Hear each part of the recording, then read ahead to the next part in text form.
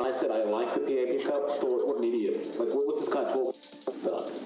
It's just a trade-off, though, right? Like, even up against the troll, just having that natural inbuilt evasion would really, be quite nice with the PA. It's just going to be a matter of whether Adroit do give none.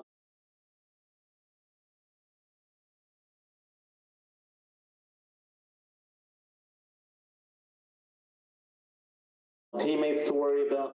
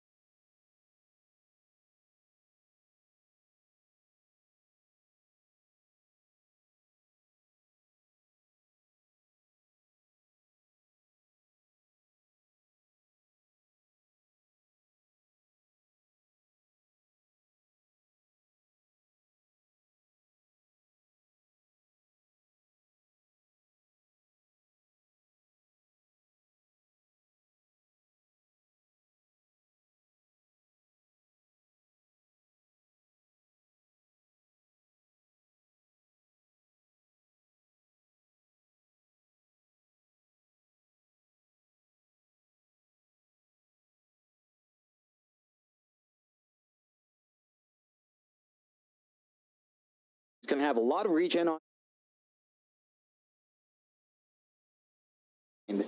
Mac's not going to be under too much pressure. He has a lot more leeway to bleed out in this lane. Still, Carl is really going to try and focus to get as much harass as possible before you get those levels up in Flame Guard. Mac has been forced to go level 1 chains to get the first blood, which makes it a little bit awkward for him. He can't really use that sleight of fist to harass back. So Carl should be able to find himself a decent advantage. For now, at least, anyway. Like, as levels go up, of course, Mac will be a real nuisance.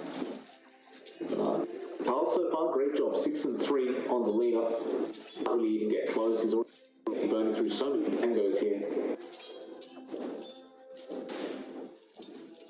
Of course, we'll have a look at the top lane for a second. Natsumi is going to be there with CML. He'll be up against Cuckoo's Beastmaster and Zephyr on the PA. Oh, sorry, not the PA, the Pugna. And this is a bit of a rough lane for the PA, John. She doesn't enjoy going up against Beastmaster. And on top of that, when you've got Zephyr to decrepify every time she tries to go in for a last hit, it does become even more frustrating. It's a very challenging lane for that PA. She can play around with that dagger toss. That's really going to be it. At the very least, Zephyr is still at level 1, so you're not going to be seeing the decrep spam just yet, which does give a little bit more breathing room to Natsumi, although they've caught a lot of damage just from exchanging with the Beastmaster Boris and a couple of Nether Blasts early on, although CML has done a fantastic job of kind of spacing Zephyr out just a bit more. Of course, bot lane, the one we haven't talked about yet. Bok is going to be there on the Nature's Prophet. Up against Raven, you'll see Boomy there on the Nyx Assassin just rotating around, and of course, Whiteman on the Oracle going to be there as the Pugna top lane falling very low. Zephyr, he might pick out that fire damage from the Phoenix, and yeah, he does. Zephyr extend a little bit, trying to go after Natsumi, I believe, and he does pay for it.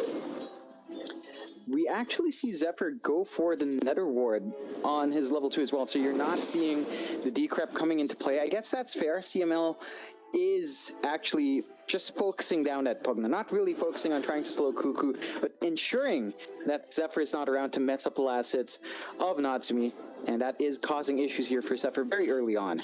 Claimed by the beast. It's a Nether Ward as well, like, can be a little bit frustrating for Natsumi, right? Because you're constantly throwing out the dagger to secure CS, but just losing mana as you go and, getting zapped every time you try to throw a dagger. It can't be fun for Natsumi. Definitely isn't.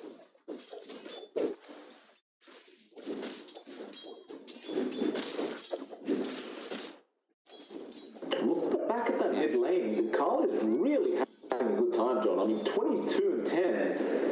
He's doubled the last hits of Mac for now on this Ember, and it is not getting easier. Carl is really not backing off. His positioning is just perfect.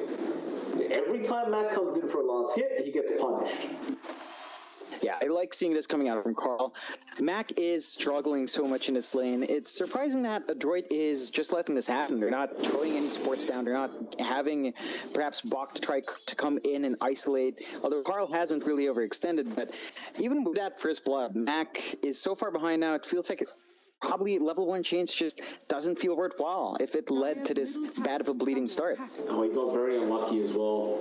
They're going to try and steal the rune away from Carl, but no, he finds it. He gets the illusion rune, gives them the bird, and that is so unlucky for Matt. Like, you rotated Bok over to secure the power rune up top, they rotated the Nyx Assassin to try and secure it if it was bot, and even then, with 3 heroes trying to get the power rune, Carl finds it anyway. Yeah. Very, very good move from him. Unfortunate for Adroit, just a bit too slow in that teleport from Bok. It looked like he didn't actually want to commit it early on. Like, they waited a bit too long in the TP. This is just going to make the presence for Mac a bit harder. He's going to have to dip into his jungle camps much earlier on. That's the only way for him to really bounce back in this lane. You wouldn't want to be here once Carl is 6. It's just going to burn you down. He's about to hit that 6. He's about to outscale Mac by 2 levels. And yep, there's Laguna, up and ready to go. And you have level 2 Flame Guard, which is some decent damage block, but maybe not enough. Top lane, however, looks like the Phoenix may drop, though Zephyr does miss the Nether Blast. And so CML does walk away with his life intact. Cuckoo was also falling very, very low, but he'll survive. His mid lane Matt is now getting jumped on by Carl, who did commit the Laguna. Still Boomy will rotate and drain the mana as he misses the impale, but it won't matter. The chains does connect onto Carl. And underneath the T1 tower, he does get taken out. That's a really deep dive from Carl. Like, he is strong, but the response from Adroit was on time this time. They managed to find that kill, punish that movement, does give Mac a lot more to work with. That is freeing up that bot lane, and you take a look at Raven, 44 last hits on this troll, an entirely free lane. Compare that to Adroit's PA at 29, not even close. Certainly not. So mid lane Mac again going to get jumped as Zephyr rotates in. No incredible fighter will be slowed down. Now Bok will rotate with CML. Zephyr has also overextended. I think Geek may have forgotten. Does have a pretty level draft. It does look that way. Like, they haven't been factoring these rotations from Adroit in response. Yeah, Adroit's the kind of team that would just TP heroes down, even if they're just finding support kills. They still find a wall. They have managed to punch that quite well. But 0-4, Geek Fam is still leading by 2k. So I don't think they're going to be too worried at 6.5 minutes in. 2k is a pretty good amount. It is pretty solid. They're going to try and forcing in towers now. It looks like bot lane going to be harassed a little bit by Raven.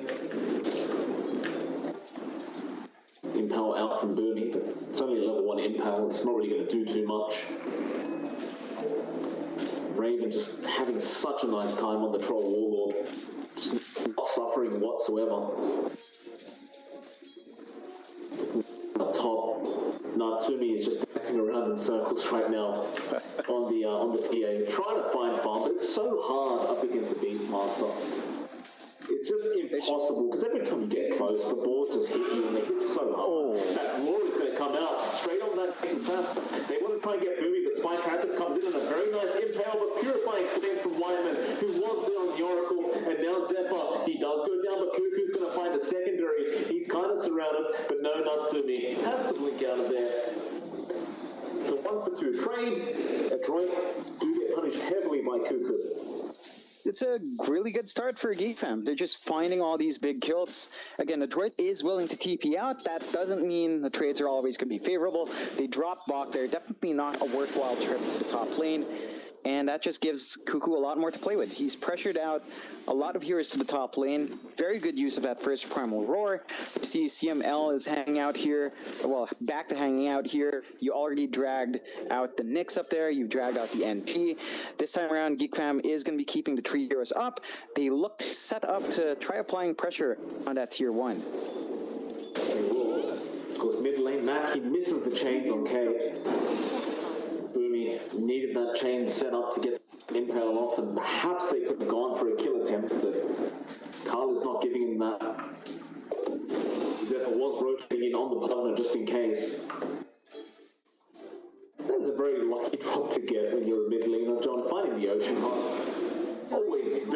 nice. Under attack. Carlo's been very lucky so far this game. In fact, he finds an arcane win as well. Oh, Well, man. that's alright. Why not? All the things you could ask for going out here for Carl. Just giving him a lot more, and just can't find anything. 3K disadvantage now, 9 minutes in. It has just been steadily growing. You actually do see, again, just free farm all around for Geek Fam's laners. Raven actually going to the top lane now. They really want to take this tier 1, and it should be fast with the army that Cuckoo does have. Well, I guess this is the one of the points of the Geek Fan draft. You have to push. Don't give time for Adroit to get Natsumi up and running. You've got so many cores on the side of Adroit that are just stronger in the later stages, including that Ember and Nature's Prophet. Your best bet, if you are a Geek Fan, is just to take map control ASAP. Geek Fan will find that tier 1 top. And nothing will be traded for it so far. Adroit, they are starting to posture around the tier 1, and it looks like they will go ahead and start to take it. Geek Fam, do you try and pressure the top tier 2? Looks like Raven will. Dire's top tower is under Yeah, attack. that's a fair trade. They can do a decent amount of damage to that tier 2. The bot, tier 1, is pretty much a dead lane. They don't really have anyone around. They do find a kill, but that is just Sepher. You know, it's a support level 4 Pugna Structures. for good damage on the top tier 2. You're not going to be too pressured from that as Geek Fam. Never refuse gold given. Cuckoo's starting to get to that scary point with the Beastmaster now. You've got the helm of the Dominator. He'll probably go for the Necro Book very, very soon. And this is when the push really starts to get quite scary if you are Adroit's Mac. Pretty far forward, but he did have a remnant and will get out. But with that, Geek Fan would love to get this T1 mid. Mac is going to be popping that DD to try and defend. You'll see Booming coming in. Wyvern meanwhile finds CMO, and now a double change. The impel is on Carl, so Carl is dead on the leaner. They found the tier 1 tower, however, and that's really all they wanted. In fact, Cuckoo, do you want a roar? He doesn't actually have it. He committed it on the Phoenix. So a 1-for-1 trade in the end. Geek Fan got what they came for, but I'm not sure if you're too happy here in the process. You're really not, but at the same time, you did take the tier 1 mid. I'd call that even. That does give Geek Fam the map control they were looking for. This does mean that Raven can just slip and play around his top jungle as he has. Much safer than he was a while ago. So just a lot more leeway here for where Geek Fam can be on the map. And just less space for Adroit to play catch-up with Natsumi. Natsumi not quite close to that Desolator. Close to the first Mithril Hammer. Then it's still going to be some time till the next one. You would like to see Adroit play a lot more with her Nyx at level 7. They do smoke up, so perhaps they'll try to find something.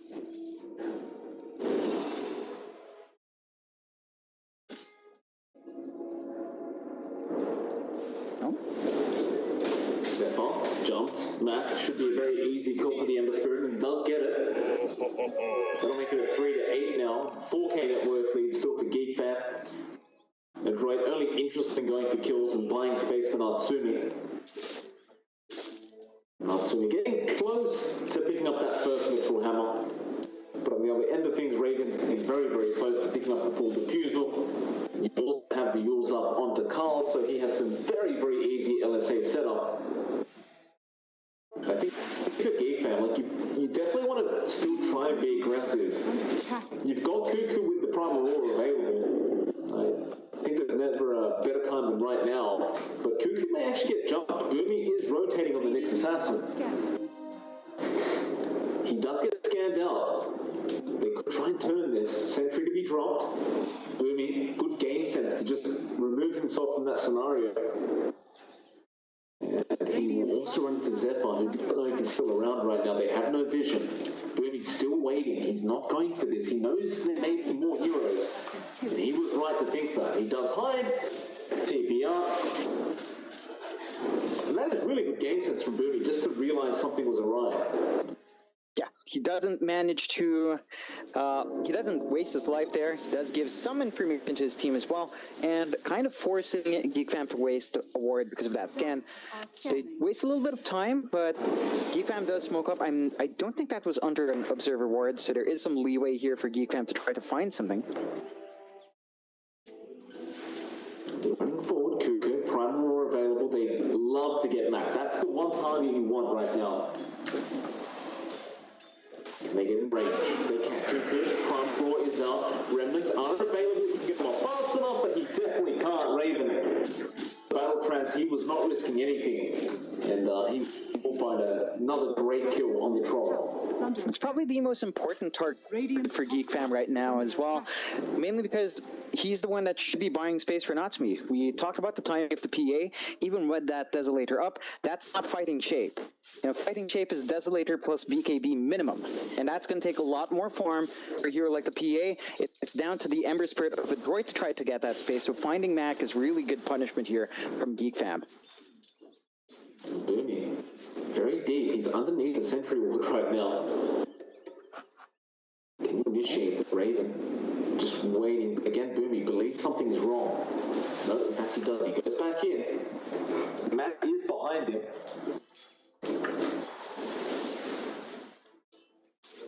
Geek Fam being so patient, hoping Boomy comes back into that Sentry Ward range. They will not be able to find that assassin.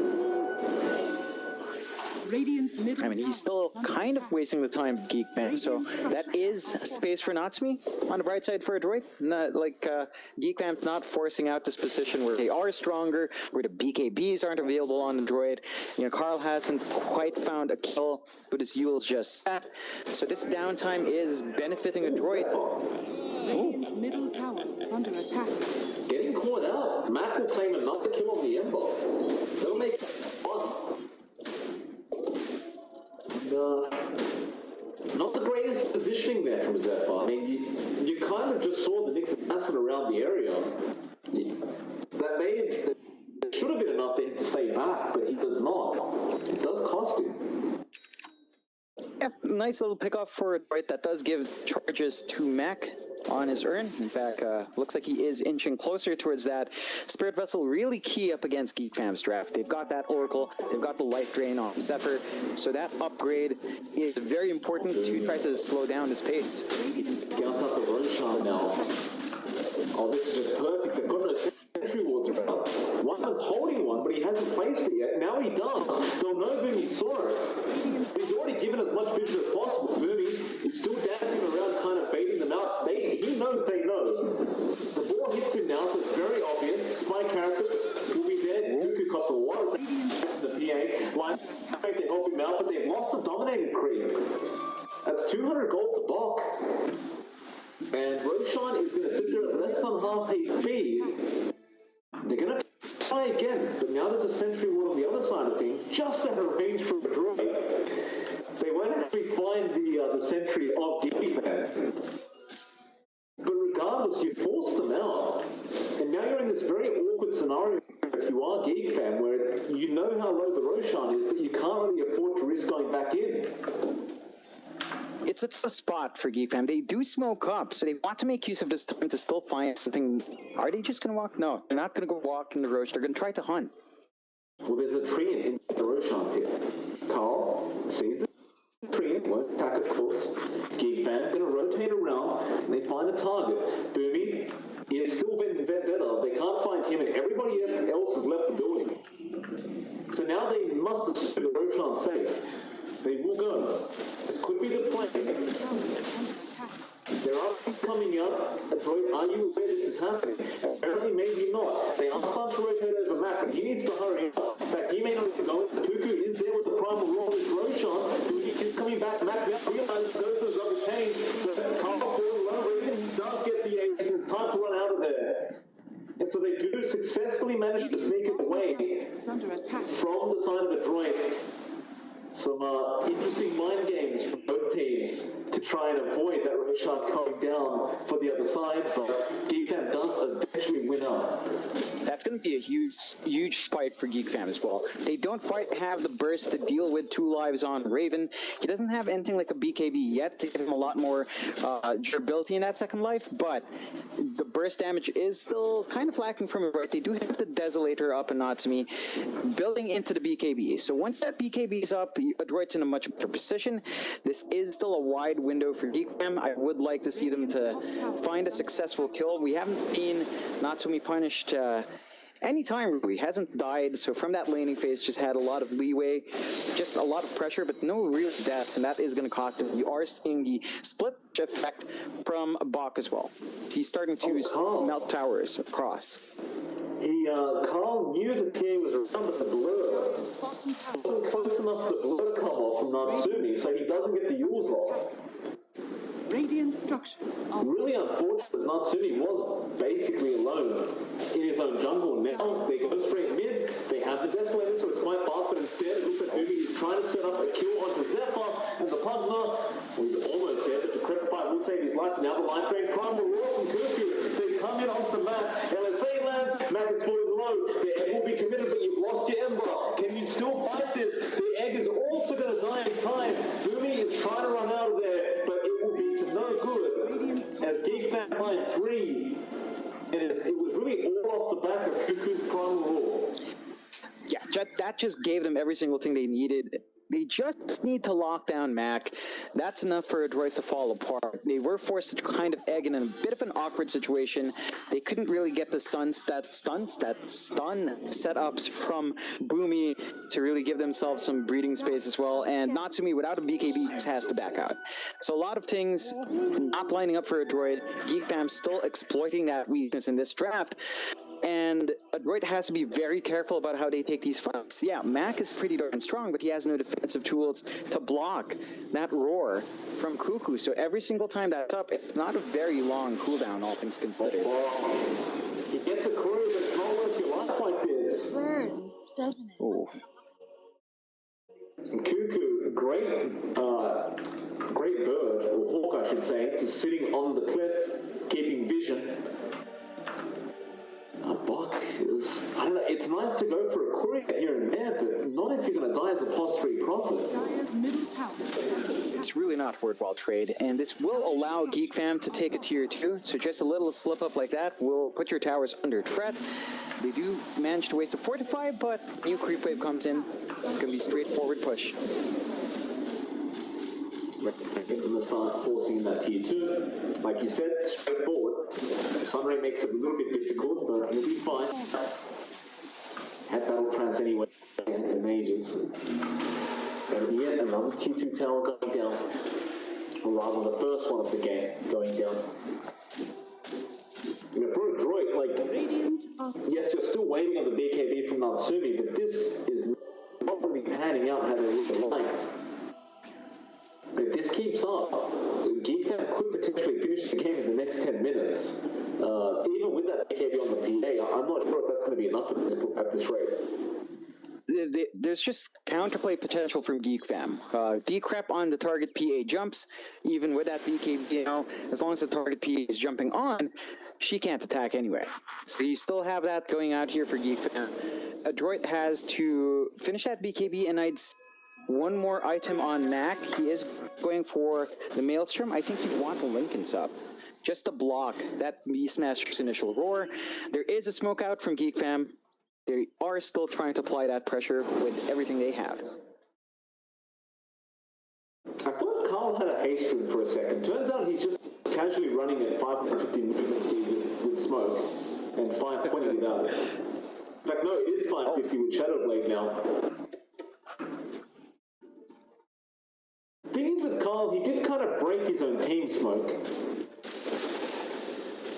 Mac will TP up with Insane, so they're not going to catch anyone out here. But with that TP, you're feeling pretty safe to just try and go for the top tier 2 tower.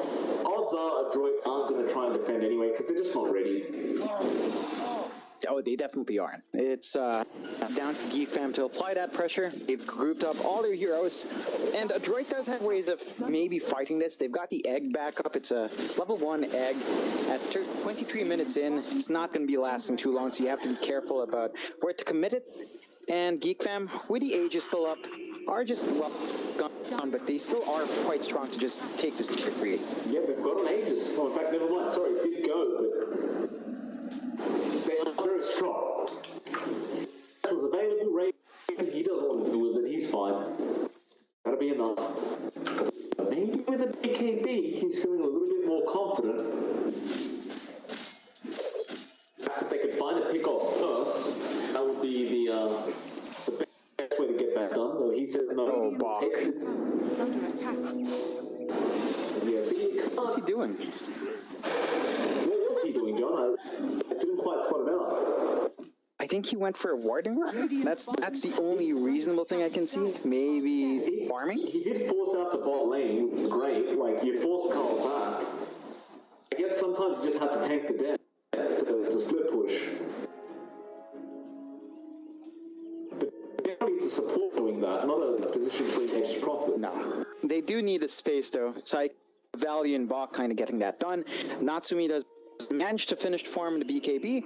This is when Adroit can kind of breathe a bit better. They do smoke up immediately, trying to make this item reveal as explosive as possible. See how it works out. Smoked up, ready to go. They run through the mid lane. Raven would be a great target if they can just keep him stunned up before that battle trance pops. How do you initiate though? Have a great stun apart from Boomy. They're going to really run around the map here trying to find the perfect way to initiate, and they just don't get there. They kind of avoid the team fight. And so instead they end up on the opposite side of the map. So does Geek fan. Tier 3 items are available, so both teams could opt to just go for those first anyway. It's a bit of a safer bet to just wait for a couple of those to come out. You'll take a look at Mac, just about to finish that Maelstrom on the Ember. That should give him a little bit more presence in these team fights. But you're still playing at an 8k deficit. So even if these item spikes are coming out for Adroit, Geek is still by every metric ahead. They've got control of the map. They've got all the items they want. They've got a good advantage. They just need to probably take this tier 2 down bot, and then the map's just going to shrink that much more for Adroit. Well, bottom tier 2 tower, very easily taken. Bottom tower has No contest. Looks like they may just wait for Raven to finish off what's to be a Sergeant Yasha on the troll, and he does have the Sarge coming on the courier now. So perhaps after that they look to go high ground again, or maybe they just go straight for the Roshan pit. But that'll be another 2.5 minutes. Still a while to go for that Roshan. Adroit are at least forcing in that top tier tower. So you will have someone from the side of Geek Fan probably come and defend that. Dire's bottom tower is under attack. No, they're going to smoke up. They want to fight. If they didn't win a team fight right now, high ground is as easy as Larry, and they're going to try. They're going to move up top. Illusion. Radiant's top tower is under attack. Zephyr's actually got a very nice, well, he did have a quickening charm. They give it over to Wyman, so now you've got a much lower cooldowns on the Oracle. CML going to get caught by Raven using the Spider Legs, and TP away. Cuckoo will just say no. I'll shout at you. Not the pickup you're looking for, I'm sure, but this is still something for Geek Fan. Not going to have that Phoenix around to at least de-push a lane. Adroit not going to be too upset about just losing their pause 5 in this case. So they've got some breathing room to just keep farming up. You still haven't seen that BKB used. You know, we talk about the timing of BKB usage. You want it to be as quick as possible from buying. And that hasn't come out yet for Natsumi, and that does kind of take away. Like, you could have been farming for something to quicken up your farm if you're not going to be popping that BKB anyway. So it is a bit of a sink in that sense for Adroit.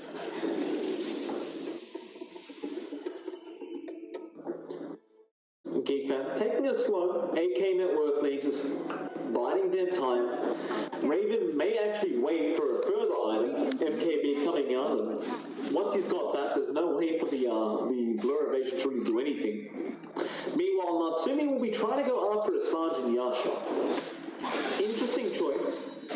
Not sure how that's really going to work out for it. Radiant's middle tower is under attack. It's definitely an interesting choice. It's mid lane, they may be in engagement. Cuckoo trying to find somebody. Walk to scout out. Does have a haste through, and if he does spot out someone he really wants, but that's going to take it easy and defend the Roshan pit, which is up in 5 seconds. So they're going to walk in. Do they stick around long enough? No, go back in, boys, because it is there. Cuckoo says, I'll watch the Roshan respawn, and there we go.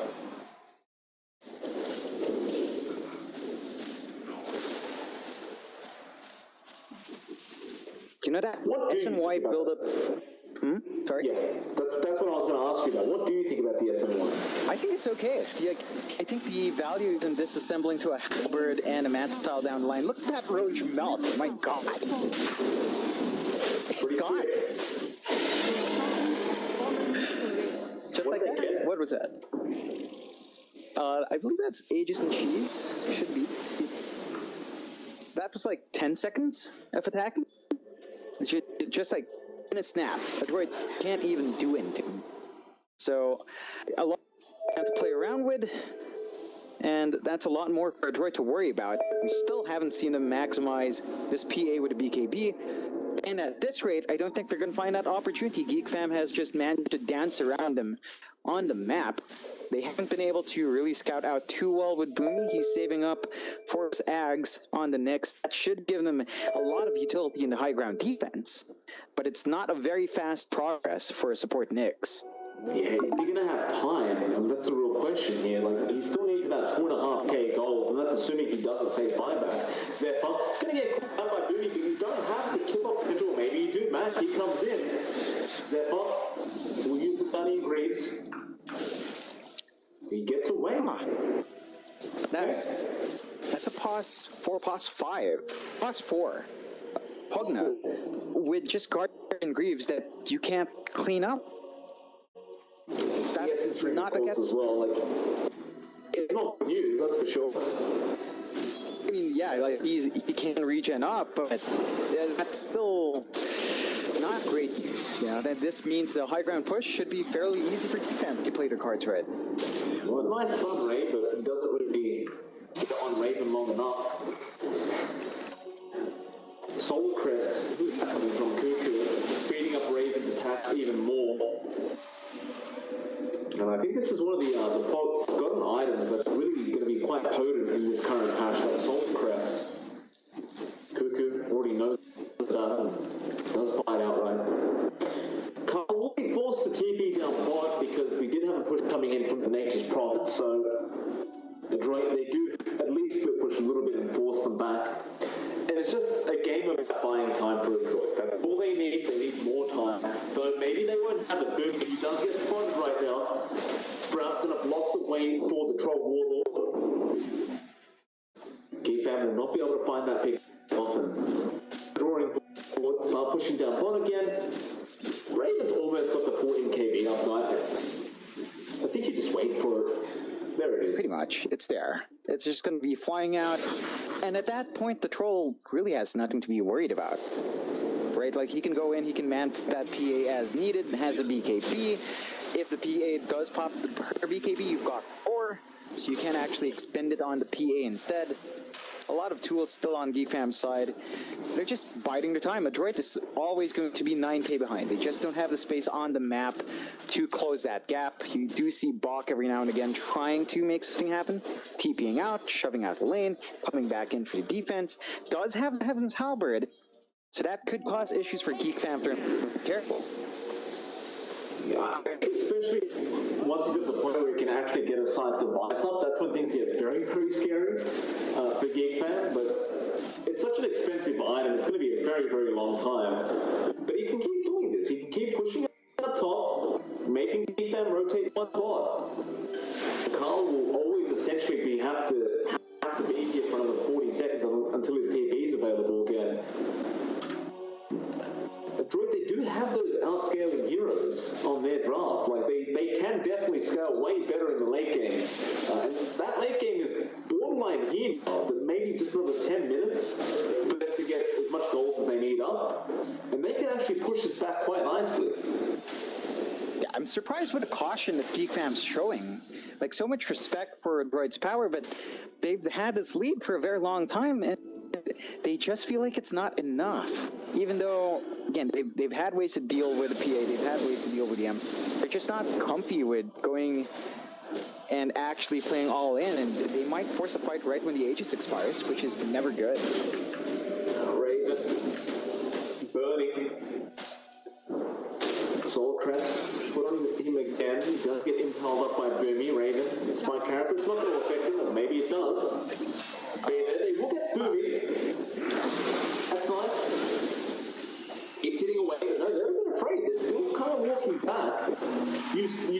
10-second charge on the BKB. The Geek are going to take this very, very slowly. It's not very helpful when you have a repair kit on the side of the droid. They do get the tier 3, but the Aegis expires, and that's it. They need to get the hell out of there. And they buy back on Boomy. This could be a big team fight, but they need to really all be there. Zeb will be the first target, but you will decrepify. Raven now. Boomy does not get the sun off. They do have a gem, and that'll be the buyback on Boomy. And now they look for more. It looks like CNO has been controlled by the Centaur of Cuckoo. Great micro from this Beastmaster just within the team fight itself. They'll buy back on the Phoenix now. Back to protection. Not going to help when Selena and a troll. They silence up the troll. He doesn't really care. He doesn't really have much score to spend. Anyway. Carl, do you want to go for a secondary rats? They won't. Well, Raven said I want to. Carl, yes. He turns that off. Boss now needs to back off, but Primal Roar again comes out from Cuckoo with the follow-up stun. No follow-up to it though. Natsumi now in clear up Cuckoo. Wyman's also down. Zep up, decrepified, but Sunraker coming from CML. That's only amplifying the damage. Now battle transfer from Raven is Natsumi. He'll chase after Carl, and Carl's been silenced up. He should be able to clean this up as he does. Fuels him up, trying to run away, but they sprout him. Meanwhile, Raven in the back getting Mac and finding CML, but they lose the mid laner. Bok will TP out, and it looks like both position 1s will remain alive. But that was a very successful team fight for Adroit. It was a 2-for-4 trade. Just a lot of space given to Natsumi. Natsumi just walks around them with the blur perfectly around where the tier 2 used to be in that jungle area, immediately jumps the Oracle. That's the primary target that they had to take care of, and without Whitemon, there's just no sustain. Heavens Halbert, Box, do you have a TP? He's using it. Oh, but he gets the snare. He was so close. He was half a second away, and the first hidden snares. Sometimes all the luck is on the other person's side. Carl will tip it. Thank you, Adroit. Just doesn't go your way sometimes. Still, Adroit gonna be pretty happy with that trade. Natsumi gets a lot and finally does use that first BKB charge. You suddenly have a Basher in this PA, and that's when things start to tip over. Right? You have the long range, stifling dagger bash that can potentially happen, and there's really no counterplay for that, right? It's either... No, if it happens, it happens, and then suddenly everything falls apart. That is what Adroit should be depending on next. Once you have the Abyssal, of course, that's going to be a lot more consistent for RPA, but that's still a fair bit of farm for Natsumi to try to work into. It does feel like Geek Fam is going to be thinking twice about any sort of push. There are racks ahead. They're just playing cautiously. Way too cautiously. You got to say Tanic up now on Raven. He's 6-low. You could get rid of the treads, I guess. But it's 37 minutes in. They had such a lead, a 10k lead, and they had all the tools available to them. Adroit are kind of back into it now. Like, yeah, they're still behind a net worth, but they have the tools of the comeback, and this Roshan fight could really decide what happens, as it is going to go down quite fast, but Boomy's going to run in with his team, smoked up. He does scout it out. Cuckoo knows. Spike Panthers, Intel, both misses, but they get the chains off, and now they look to blow up Cuckoo. Primal Roar does come out in time, and it is on some map. Can they get it down? Battle Trash is there to try. This is not enough, but the edge will drop. CML trying to get the Sunray out now as Bob also dies. The buyback's immediate from Adroit. They cannot afford to allow the Roshan to drop to the side of Geek Fan. So Boomy, he jumps in again. Carl is getting this Roshan job done himself. As Raven jumps back in. Bob, sprout his vision. How do they jump in? They go on Boomy. What's he got? The ace is already gone. He picks up nothing. He needs to get out of there. In fact, no, he'll go for a fight. He does find Cuckoo. Can they get Raven, however? Raven pops the BKB. Max been stunned up. He'll go down. That's a dieback on the Ember Spirit. And Adroit, just seemingly too desperate, jumping in but not having the whole really team coordination to make the Aegis still happen. Boomy also going to go down. That's a dieback on Mac and Boomy. MK bad as it was, and this game should theoretically be over. Should. You still do have some potential with Natsumi. You can get some amazing crits off. Bot will try spraying the rats, and that also works. But they're going to go for tier 4. Geek, they've had enough of this game. They know they cannot drag this up any longer. And with no buybacks, Adroit, you've got to jump in and fight. Sunray will be there on Raven. Not enough. Life Train will just keep Raven up. As Bok now silences, Heaven's Hull to try and save him, but Raven just keeps moving forward.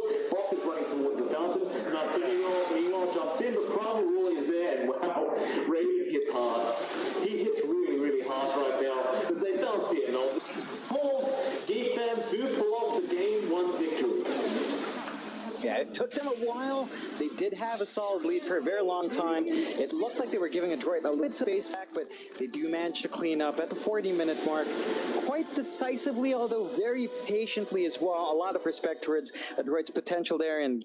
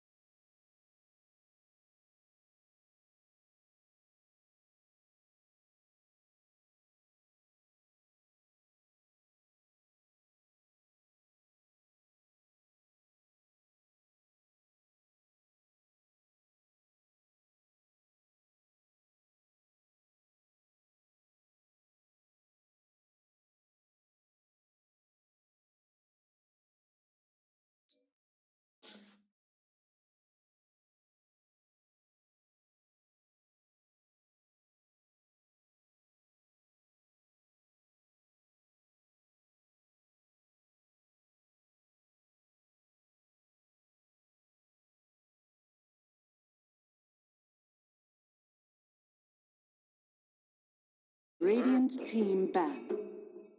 Dire team ban. Radiant team ban.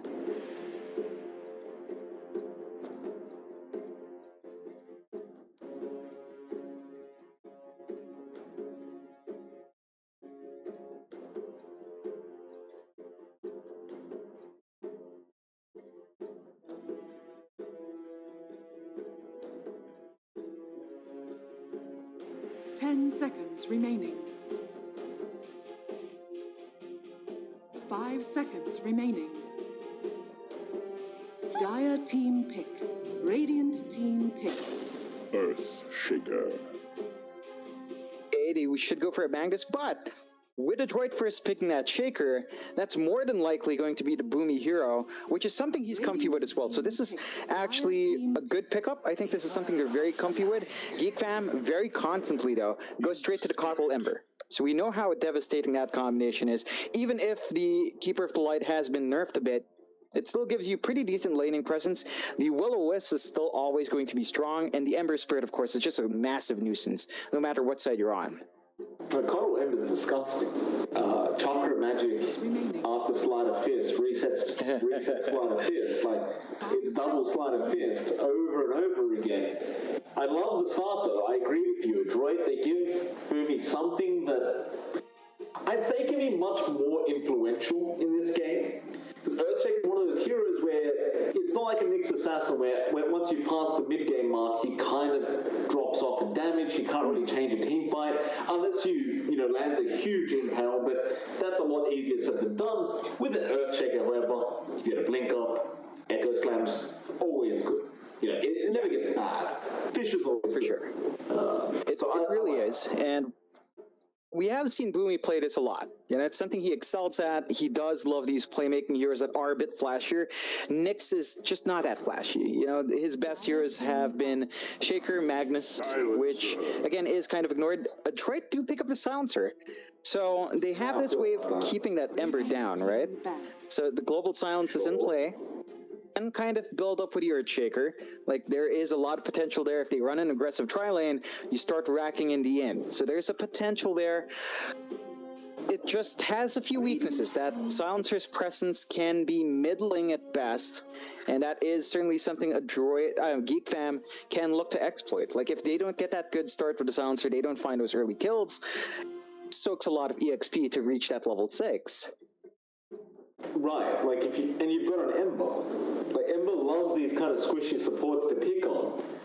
Generally speaking, as a silencer, you don't really want to commit global silence just because you're being ganked. No. You've just got to accept the fact that you're just going to die. I don't know. I see where they're going with this silencer pick, but this early on, it seems like Geek Fam, they're just going to be able to abuse it. And yeah, well, there's a hero that can really abuse it. The Clockwork. Hookshot, battery assault, dead. Silence is free food for this. Clockwork, even up against the Earthshaker, you may have seen John, but you can't fish her with battery assault on top of it. The animation's way too long. I really like this from Geek Fam. Not to mention, you give vision with the rocket flare for the Ember. Easy remnant, easy sleight of fist, easy chains, every single time. I think Geek Fam's already got a bit of draft going. I think we can both agree on that. Yeah, for sure. Definitely. Detroit needs to get something going. It's just that this clock is going to cause so many issues for Adroit, and they have kind of tunneled themselves into their two supports. We've seen a lot of teams actually do that in the first phase. 2 supports off, suddenly you have gaps there that can be exploited. Geek Fam is exploiting that with the Clockwork, and they could possibly widen that by their core picks. We haven't even seen their other cores beyond the Ember Spirit, which is just, again, another solid laner. Adroit, they need to tie this draft up a bit better. I think you should look at really going to be the one to counteract this. So there are a couple of options there. They did ban out the Batrider themselves, so that's not going to be in the pool. And I think for the most part, maybe you go with something a bit more stable. Maybe you look at something like the Centaur. just to give yourself that solid stun with the Shaker. You do have some burst potential in that laning phase with the Silencer, so that is something Adroit can try playing around. They go with the Legion Commander, so that gives them some additional lockdown for the Ember Spirit. You jump in, get the duel off, and Ember's stuck there. Early on, his damage is coming out from spell usage, so if you can get that duel, you have two scaling heroes that can build off of that. The LC wins the duel, Silencer steals some int, everyone's going to be happy, but you have to play around that duel. And it's not easy to get that duel off on a hero like Ember without a Blink or Shadow Blade. So that does take some time. And it's a slow time because it's not an immediate pickup for most LCs. Not to mention, LC into Keeper of the Light is not always the greatest matchup, right? Because you get a duel off, Blinding Light comes out, suddenly you do nothing in the duel. Geek go into the Pugna now. The Crepify really sucks when you're trying to get a duel off. It's a good LC game, like you said. You catch the that's what you want. There is essentially free dual damage in the Coddle as well. And you catch them with the duel, you're getting free damage. It's simple as that. Like. Okay. Adroit, go for the Lycan. I don't know how to feel about John. Like, this is into... He doesn't really have other friends that push well with him. So they're really relying on that Lycan alone to provide that push potential. But into a Pugna, a Keeper of the Light, and an Ember Spirit, all these three heroes defend high ground really, really well up against Lycan creeps. Like, it's not that big of a problem. Nah. And even the Clockwork is pretty darn good against a Lycan. Like, you get the cogs off, he's kind of stuck there, and he gets pushed back. You don't tend to farm a fast BKB on Lycan, just tends to not be a priority. So that's something that's going to be a consistent issue for Adroit. Now, this does give them a bit of an earlier timer. This does give them a way to take those objectives, but as you mentioned, the Keeper of the Light can already deal with that. Ember Spirit can already burn through your creeps. Pugna can just decrep whoever you're running at, or just Nether Blast your creeps. So the response is there in Geek Fam's draft. A lot of value from that Pugna pick with his Lycan pick for Adroit. They need something to tie it in. And the thing about these picks from Geek Fam is that Adroit supports... The Shaker can do something, but Silencer in this case is really just starting to look a bit lackluster, especially with that Pugna. Like, you get the decrep off, Silencer actually can't do anything. Like, he can't damage, he can just cast his spells, which is fine in the laning phase, that's really potent.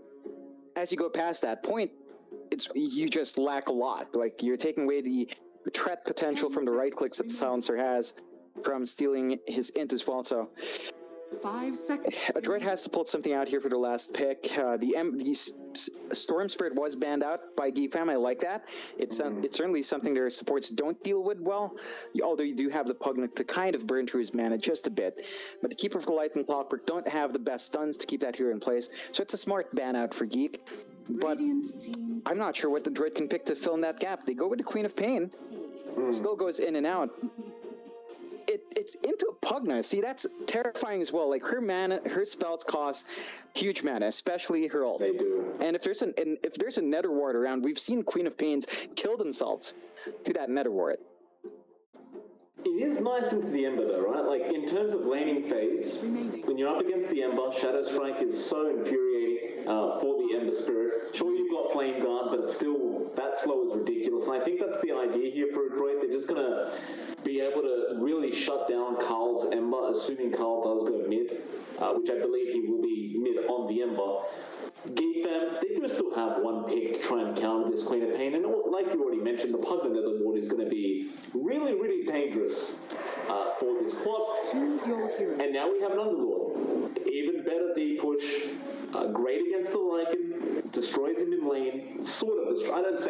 You don't say completely destroys him, but it makes it a lot harder, for sure. Who came out with the better draft, John? Geek Fam. Just for me, it's Geek Fam. It's the control they got. It's the D-push they have against this kind of lineup Adroit has. There are ways for Adroit to make this draft work. It's a very specific case. They have to play it near perfectly. Key thing is get Bok big. Have this guy win his duels. have him be a massive threat. This is one of those games where you would actually say Blink Dagger or Shadow Blade first on Legion Commander's not too bad. A lot of teams have been putting that in the sideline, but you want to build off with Bach here and CML. You want CML to be around to sap some of that int, sap some of that potency away. You do have Mac who can help you win those duels. You do have to worry about, we mentioned it earlier, Keeper of the Light. Pugna does kind of interrupt that. So a lot of factors in play. There are ways for Adroit to make it work. It's just easier for Geek Fam to run over. You know, their draft is just so much easier to pull off. With that, John, we are going to go into the draft and a really fun game between these two. Of course, a lot of pressure here on Adroit to really try and pull off this victory. Geek Fam, one game ahead. Love to get a 2-0 victory up against Adroit and proceed through the low.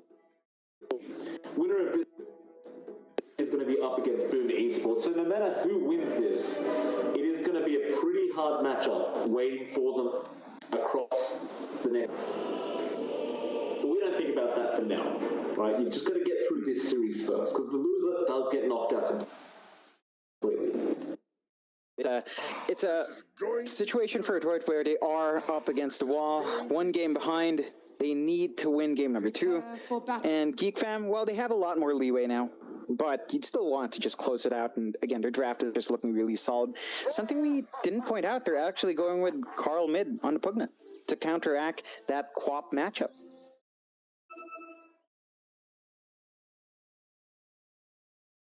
I don't mind that. Pugna mid can be very, very infuriating to play against, because you will have the Zephyr clockwork, and we always talk about the POS 3 clockwork not being the greatest POS 3. Like, we always talk about how it should probably just be played as position 4. And so it does make me happy to see that Geek Fam aren't giving that much priority over to the clockwork, who can do everything without really requiring that amount of farm priority. Yeah, it's going to be something else to watch out for, I think, is his lane partnership with level 1 battery assault. You do have some potential. I think you would have to wait for level 3 on Cuckoo if he's going to stay up top. You don't tend to invest in early Pits of Malice.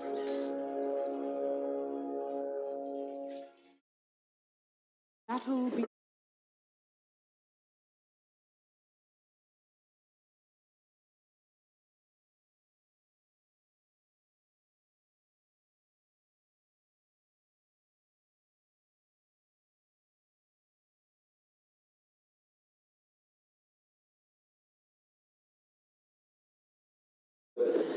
That's what he's going to be dealing with. I think that's fine. It gives you a lot more damage potential in that lane. It is fairly costly, so you will have to think twice about using it every single time, but it does allow you to shove out a wave, apply some damage on Whitemon and Raven, and that should just make these initial levels for Raven just a bit, well, not too much more challenging. It's still an Ember Spirit.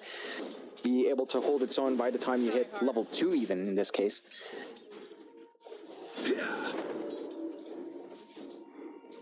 no.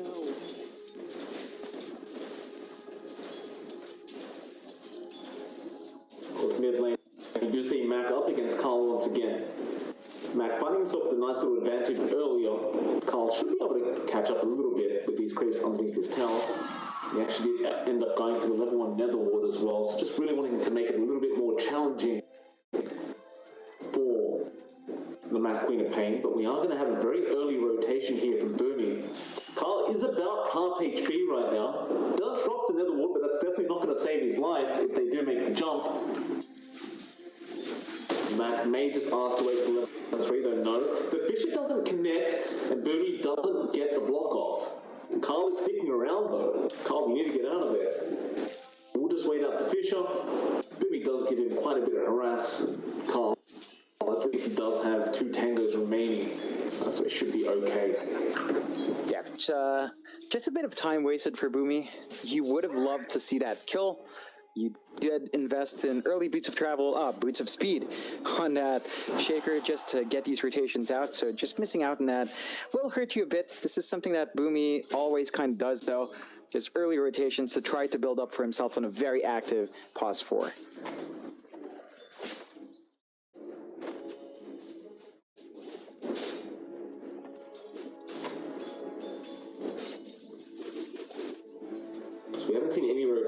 from Zephyr, but that's mostly because he's at level 1. I suppose that's the real difference here between an Earthshaker Phosphor and a Clockwork Boomy. Again, not the greatest fisher. Going to be good.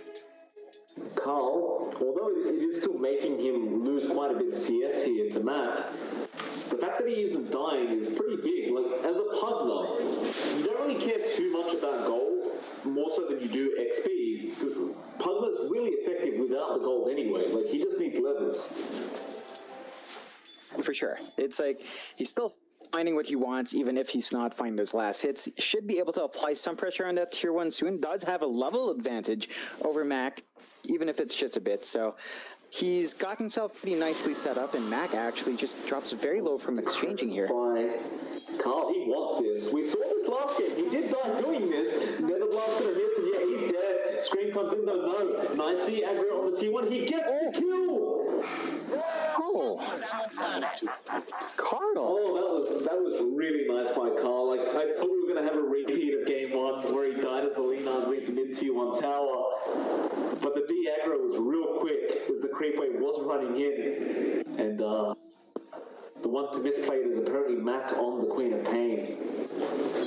Yeah, just a lot more going the way of Carl. He even forces out a rotation from CML, so he is wasting a bit of time there down mid. Does find Zephyr to trade blows with, but I think Zephyr's going to be fine with popping that battery assault to get some damage on. Kind of intrigued that Zephyr went for the rocket flare at level 1, to be honest with you. Usually you see the cogs. It's usually quite effective on a roaming program, having those level 2 cogs up. Or cogs up at level 2, but it was opt to try for the rocket flare instead. I think down to the fact that they weren't sure if they were going to find that Mac kill, so they had a rocket on standby in case he was around that area. With 80 damage, that might have been enough to clean up. He was fairly low. It does make him suffer a little bit in this safe lane of the Dire, though, right? Because right now, if you had cogs, that would have been a kill. It may still be one. CML getting chased down, he does get it. Still makes it work.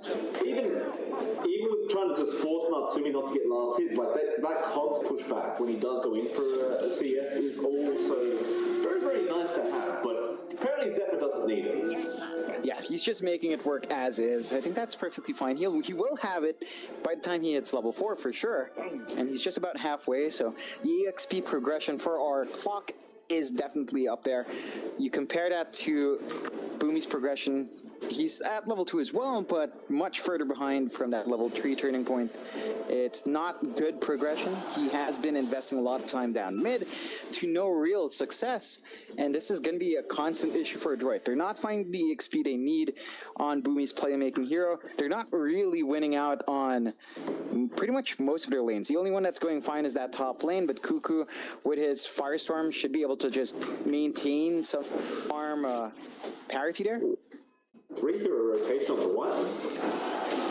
He does go down. Bot will claim the kill. They didn't have Jewel available. I thought perhaps they're making this early rotation to get some nice Jewel damage in. But it wasn't the case, and now Zephyr going to chase down Boomy a little bit, but CML is going to be there to help. Zephyr will just gladly walk out for free. A lot of priority there to kill the Coddle. I don't really think they'll mind losing the Coddle like that. Wyman, he'll just run his way back. I think it's down to the fact that Adroit does feel some pressure to find these early kills. Like, you have Boomy and the Shaker. He has been walking around the map. They do want to find something, and they finally did. But again, it's not a high priority kill. Whiteman doesn't really care too much. And the side lanes are still going okay for Geek fam. Like, that top lane is probably the best lane for Adroit. Even then, Cuckoo's just kind of maintaining it with that Lycan anyway. So it's fairly even, all things considered.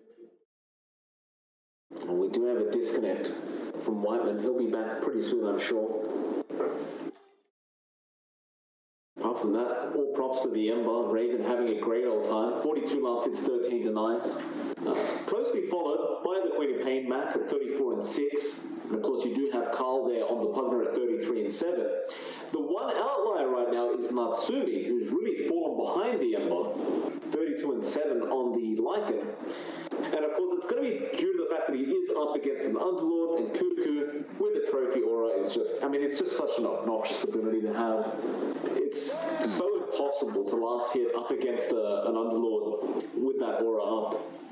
And looks like he may just commit to going into the jungle for a bit as that Lycan. That is something you can do, to be fair. We are approaching that 7.5 minute mark, so neutrals are going to start dropping, neutral items are going to start dropping very soon. Maybe he gets lucky and finds, you know, something like an Iron Talon and helps him farm even faster. It was your own damn. Yeah, he's at a pretty decent pace anyway. About to finish that Dominator. So he does have a pretty good time in the jungle now. I think this is the perfect time for him to dip in. Just about, what is that, 15 gold away, 16 gold away. So once that's up, jungle farm is going to accelerate. Should hit level 6 around that point as well, or shortly after the Dominator. And that should allow Adroit to start applying that pressure they need. Right? They haven't really applied too much pressure on the heroes of Geek Fam. We did see, for the most part, Bo3 tried to do it down mid, but the Fishers just weren't keeping Carl in place. You don't really see any pressure at all in Raven, top of the last hits board now.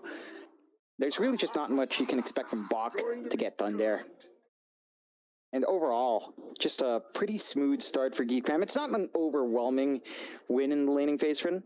Like, there are still opportunities here for Adroit. I don't know, every time I just look at Bo3 and that he's at level 2, even the Keeper of the Lights ahead for Shaker, that's definitely not where you want that pause 4 Shaker to be in. He has to be a bit greedier, he has to get a little bit more EXP, he's just behind.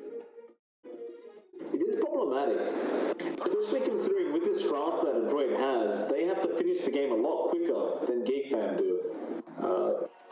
You could make the argument that Geek Fam's draft doesn't exactly scale well either. I don't know though, like you're going to have to push into an Underlord, a Pugna, and an Ember. It's never going to be fun doing that. So, you want to really get to that point where you can push high ground before they're at the point where they can defend so easily.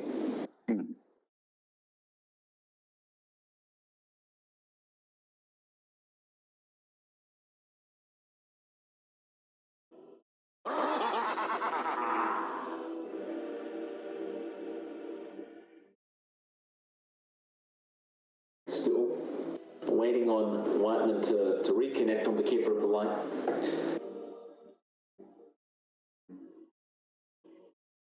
I suppose because we do have a pause. No, never mind. Reconnection is going to be back. Thought I was going to have to bring out the mukbang casting again, John. Not tonight. I am hungry as well, but it's spot out CML. Gets caught there by Carl, and Carl has a haste rune, so he moves forward to Matt. Life drain, not going to be enough. Of course, Matt can just blink away. A nice start for the Pugna, currently sitting at 2-0 at 7 minutes in, and just continuing to find more farm up. It's substantially behind in CS, but again, it's all about the levels for this hero. He's finding it. He should be able to apply a lot more pressure on this mid-tier 1. You already see some investment from Adroit to keep that area in check. They do catch Sephiroth.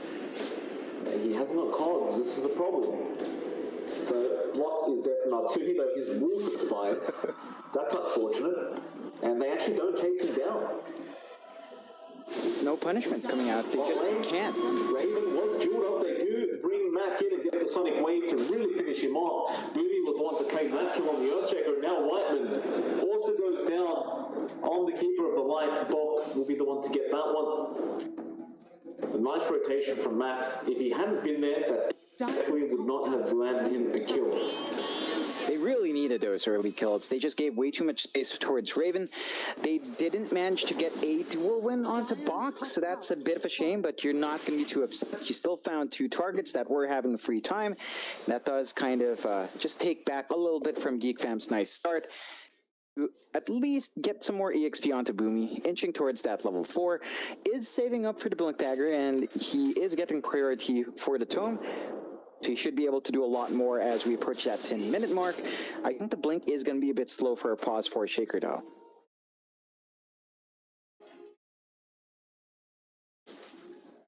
He's crying.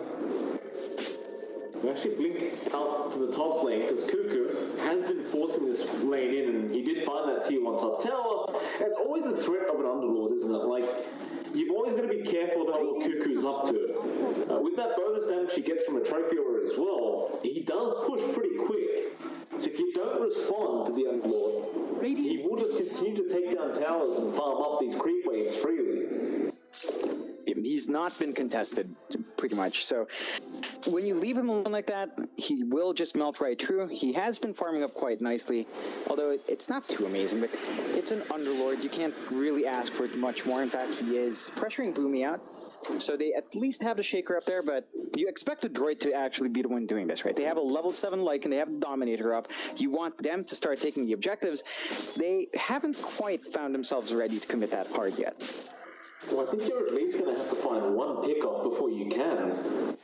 There's just so many answers to stopping the push on Geek Fan with their draft. I just don't think you can afford to make the push if you aren't at least going through a 5v4. They're going to try now. Matt jumps in, but that's so much damage coming out. Carl picks up a kill, they get a duel off on the Zephyr, and they'll win that duel. It's a 1-for-1, and now they will go on to Carl. He does have to crepify now as Chakra Magic comes in, and Peter Malice will be dropped. So supports go down. Each team gets a free kill for themselves, but the problem with for Adroit, any objectives. No, they had to expend a shapeshift on Natsumi to find a clockwork kill. They don't manage to find the outpost. They didn't push a tower down. This is playing against what Adroit would like to do with his draft, although they are still clumping up on that bot tier 1. There's no real targets to kill off. They could take the tower. There is Whitemon to punish. Well, Matt should be able to kill one, but he just TPs. Sonic Wave will be enough, Matt. Is under attack. Had enough of these shenanigans. That'll open up that bot tier 1. Raven, however, finds CML, so 2 supports going down. Couple 1 again.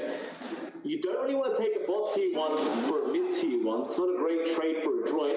Bot will be the only one defending now. He gets changed up. This could be very, very bad. Line trade with the Crepify, but they can't lock him down. He'll be okay. But they are going to lose that mid tier 1 tower. Has fallen. Not the best trade in the world for Adroit. Like, they do take an objective. It's not a very major objective at this point. Geek Fam is not too concerned about that bot lane.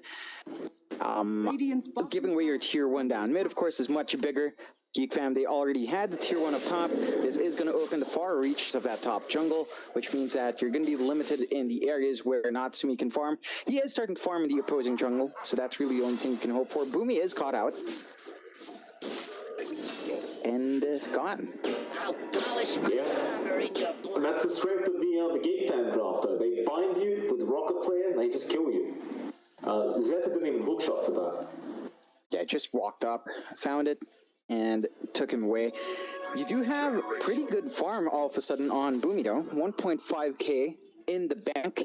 So he is inching towards that blink, and the one thing with Adroit is they play slow like this. They try to buy space for their pause for. The moment the blink's up, that's when they kick it into gear. So perhaps that's just what they're waiting for in this game. A lot of pressure onto Boomy, though, to really land those slams, but we have seen him perform before. Well, Natsumi also has the Necro 1 hookup. Decent timing, 12.5 minutes. So the tools are starting to come together for Geek Fam, but not for Geek Fam, for Adroit, but Geek Fam do smoke up. CML, easy target, Zephyr, will just hook shot, claim the kill. Wolfball will be popped by the Lycan. They're going to fight this bot. He's coming in. Fisher is also there. Peter Malice really blocked him in. Now the Will-O-Wisp to be dropped, and they just can't retaliate. Dyer's courier has been killed. In fact, why is not Natsumi's courier there? He may have missed micro at the courier with the rest of his creeps. I know personally, John, I do that quite a lot when I play Lycan. And he unfortunately left it near Cuckoo. Well, not too big of a loss for him. I mean, he already got his Necro 1. It is going to delay the timing of the other items just a touch, but not too bad. Overall, Geek Fam didn't find the biggest obstacle, only really found CML. They might be able to find Boomy, but he does just walk away. Although a lot of heroes from Geek Fam trying to move up. Looks like they want that bottom tier 1 tower. Just get every outer tower from... With Nether Blast, we know it's very, very quick. Chain's going to be out on Boomy. Now Zephyr will rotate in. He does get the cold drop with the Battery Assault. Nice bit of Alice. Raven doesn't have another Chains, but they do get the Earthshaker. And now you know there's no way to defend. The only thing is, they are losing their mid tier 1, but Cuckoo will rotate as the Underlord. He'll have Carl to follow up, and they will defend successfully. If they manage to defend that tier 1, they're going to be able to find that tier 1 down bot. That combination coming out from Geek and the cogs into the pit, just so strong. You can't run out if you don't have a blink. You're just going to be pretty much stuck twice over. Matt, avoiding a chains coming out from Raven. Very, very close call. It's like Raven's going to go for a bit of a reset. They are going to stick around. They still want the other bottom tier 1, and it's almost out anyway. One more Nether Blast will do it. They'll try to go for tonight, but it's unsuccessful. Now a nice bit of Malice coming in. Decrepify from Carl onto Bok. And man, that is a lot of damage from that Firestorm. Now Natsumi will form up. Where are we going? He's going after Zephyr. Echo being committed by Booty onto 1. They're going to throw everything to get this clockwork. And they're going to try and rotate into the mid-tier 1 tower after that. Radiant's middle I believe Geek Fam should be able to defend, and yeah, Cuckoo's here. They found a kill. You're going to take that pick off. It definitely is, but they're going to take whatever they can get. You are slowly inching to that blink, right? Boomy's just about 30 gold away, so he basically has that blink dagger up. Won't be able to Echo Slam because he had to expend it. You have a big tool here for Adroit, although he is probably going to die here. I don't think he minds. Like, he got the blink now. It's probably why they were so desperate to save him that last time Zephyr was after him. They just couldn't afford to delay the blink any longer. At least now that he has it, you know, he can actually help out. Nice chains on the quad. She is pretty low. Life opening up, but Remnant's forward. She doesn't have blink. Squirrel Silence will be committed. Not allow it. Will he get punished for this? He does. Chains coming out. Carl should be able to blow him up and does drain the life out of him. And now I realize, by the way, why the damage from Firestorm was so high. Carl has Decrepify plus fade. And so Firestorm really does a lot of damage. Bot jumps in. There's that blinding light we talked about. And now Zephyr, he found Booty. So you're going to have no real backup here from the Earthshaker who's trying to run away. The real risk is going to come out. Booty is still being chased down. The Remnant's forward. They do get the kill. Matt, you've got to get out of there. Raven has chains again. He's whipping him up. Carl, can you blow up in time? Not quite. He will be able to blink out. Now they try and turn this one. But can he really do it? Natsumi has joined the dark room there for Kupi. They'll lose Raven. Can they get out? Kupi, he's so close to dying, but he does get it out. Still, you're not going to be too happy about losing Raven like that. It does end up ultimately being a 1-for-1 trade. Adroit shouldn't be too upset.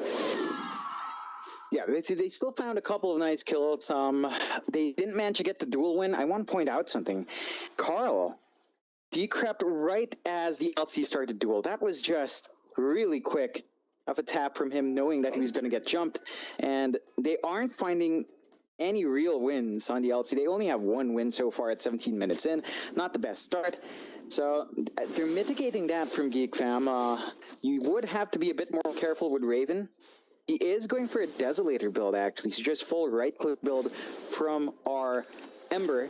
No defensive items just yet. Would like to see a fast move. Boss getting caught in the calls, hit a mouse Matt, but he'll be fine. Now Natsumi getting a lot of ATOS stuff by Cuckoo. Matt, he will lose find Zephyr. Natsumi comes in, booming!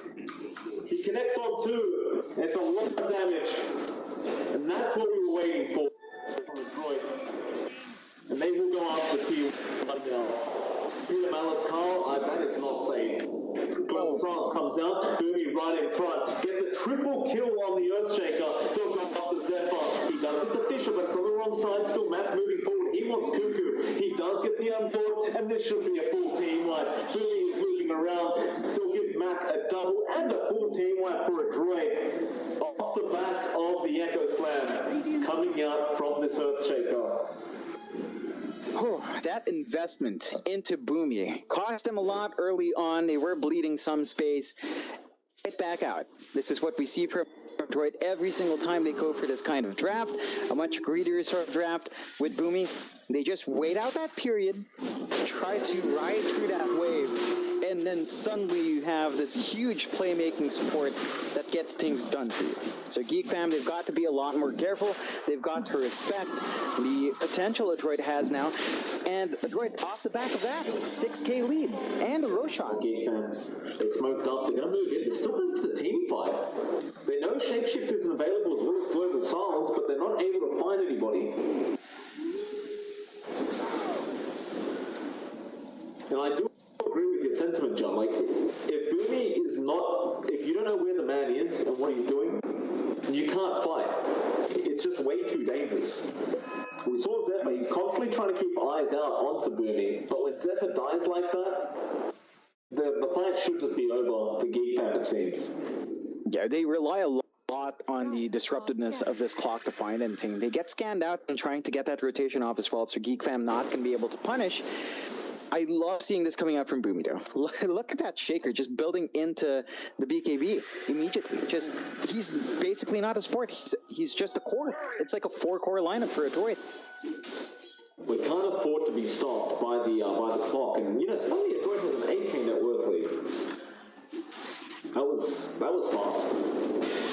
Raven gets caught out. They have the silence there from Matt. Sonic Wave immediately comes down. The Will-O-Wisp. They tried to say it will be no good, and Matt wants more. He saw Cuckoo.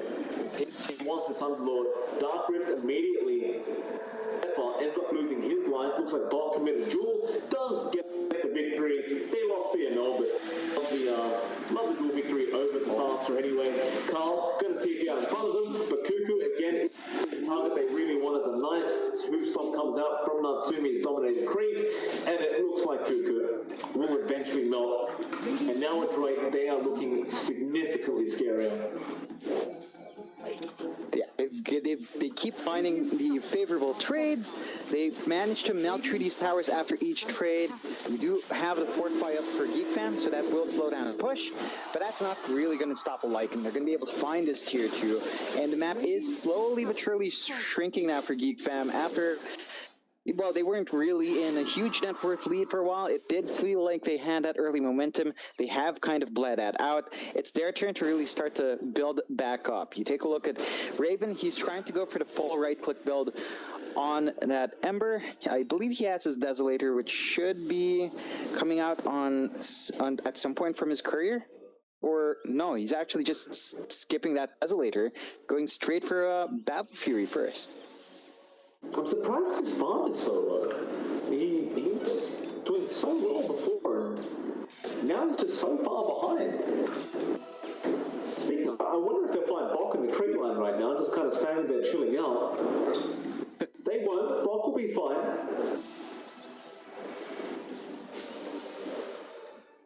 Geek fam, you can tell they're playing a lot more cautiously now. They're being very hesitant as to where they go. You can't really blame them for that. Matt activates a double damage rune and still has the Aegis and wants to move in right now for a team fight. And they see Carl. Zephyr will break the smoke. Silence immediate from Matt and a nice Fisher from set up. Boom will show himself, and it's worth it if they find the clock kill. They just feel safer across the map without it. Gives them a lot more to work with. You're not going to have that scouting potential from Geek fam. You got to point something out as well. Boomie shifts out from the BKB straight into the Ags, 2 parts in, 2 parts left. Once you have that Ags up on the Shaker, it just becomes so much easier to get that long-range initiation. Right, like he doesn't need an EKP once the Ags is up. No. It's basically solving the same problem as now they do find Carl, the Fisher doesn't connect. But everyone runs into the Pit of Malice. So they get nothing. But they will head down bot. Objectives are more important than kills anyway. With a 11k net worth lead, Adroit should not be stopped. Radiant's bottom tower is under attack. But Geek family are going to start looping around. They've smoked Radiant's bottom tower. It's a very scary team fight for them to take. That may not be worthwhile, but what a all coming up from Zephyr. Great cards in VLC. CML already dead. Bob going very, very low. Also dying from down the dark pit. They want to get to Burby. He found the echo. Two goes down immediately to Matt. The dark rift is there, but they left Kyle. In fact, they left Raven as well. Cuckoo. That is not a 5-star rating, sir. You forgot your passengers behind. Raven going to be slowly chased down. The purge is there. Nice run back, but look who's waiting. Boomy knows. Oh man. Boomy. With that slam, just really turning it there. It looked bad. They got two heroes off the bat. They clumped up with CML and Bach. They were cogged up, they were battery assaulted up. Not enough from Geek Fam. Those weren't the key heroes they had to control. You really have to try to find Boomy. And they clump up once more, get punished hard. And Adroit, coming out now with a 13k lead, are able to push once again down mid. It's only getting worse. I'll scan.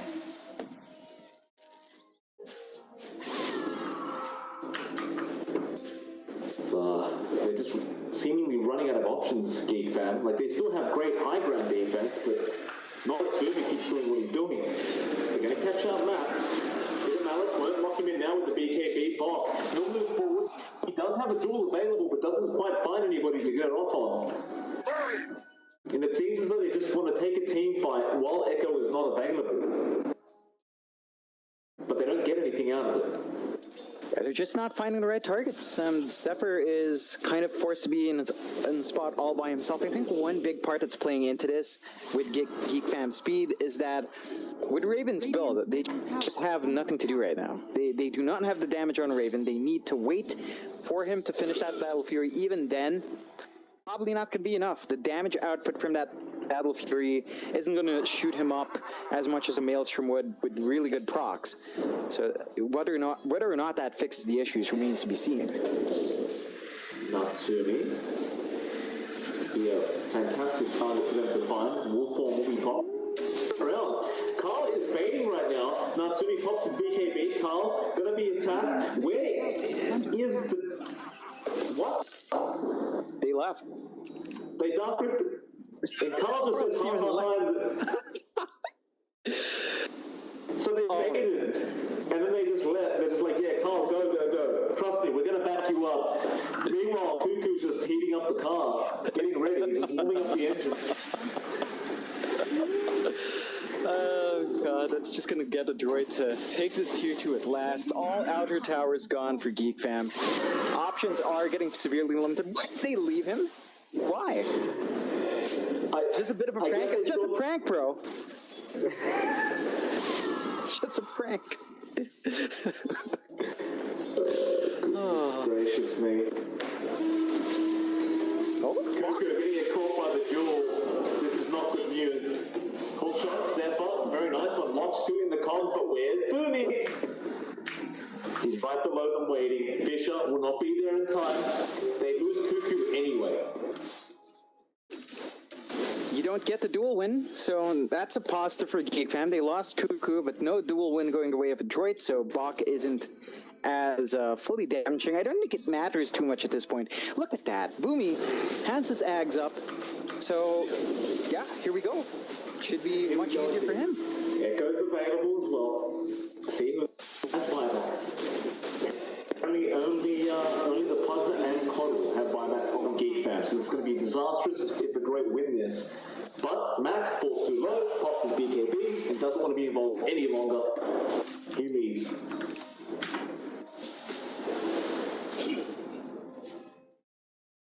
They are still waiting around though. Mac will make his way back relatively quick, just spamming Blink.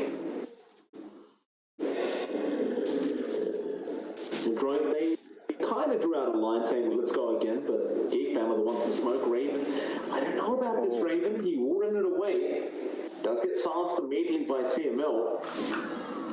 Geek still looking around, but you're trying to take a very bad engagement, fighting up that high ground. And now they'll chase down Mac, but they can't quite catch him in time. And Zephyr will keep rotating.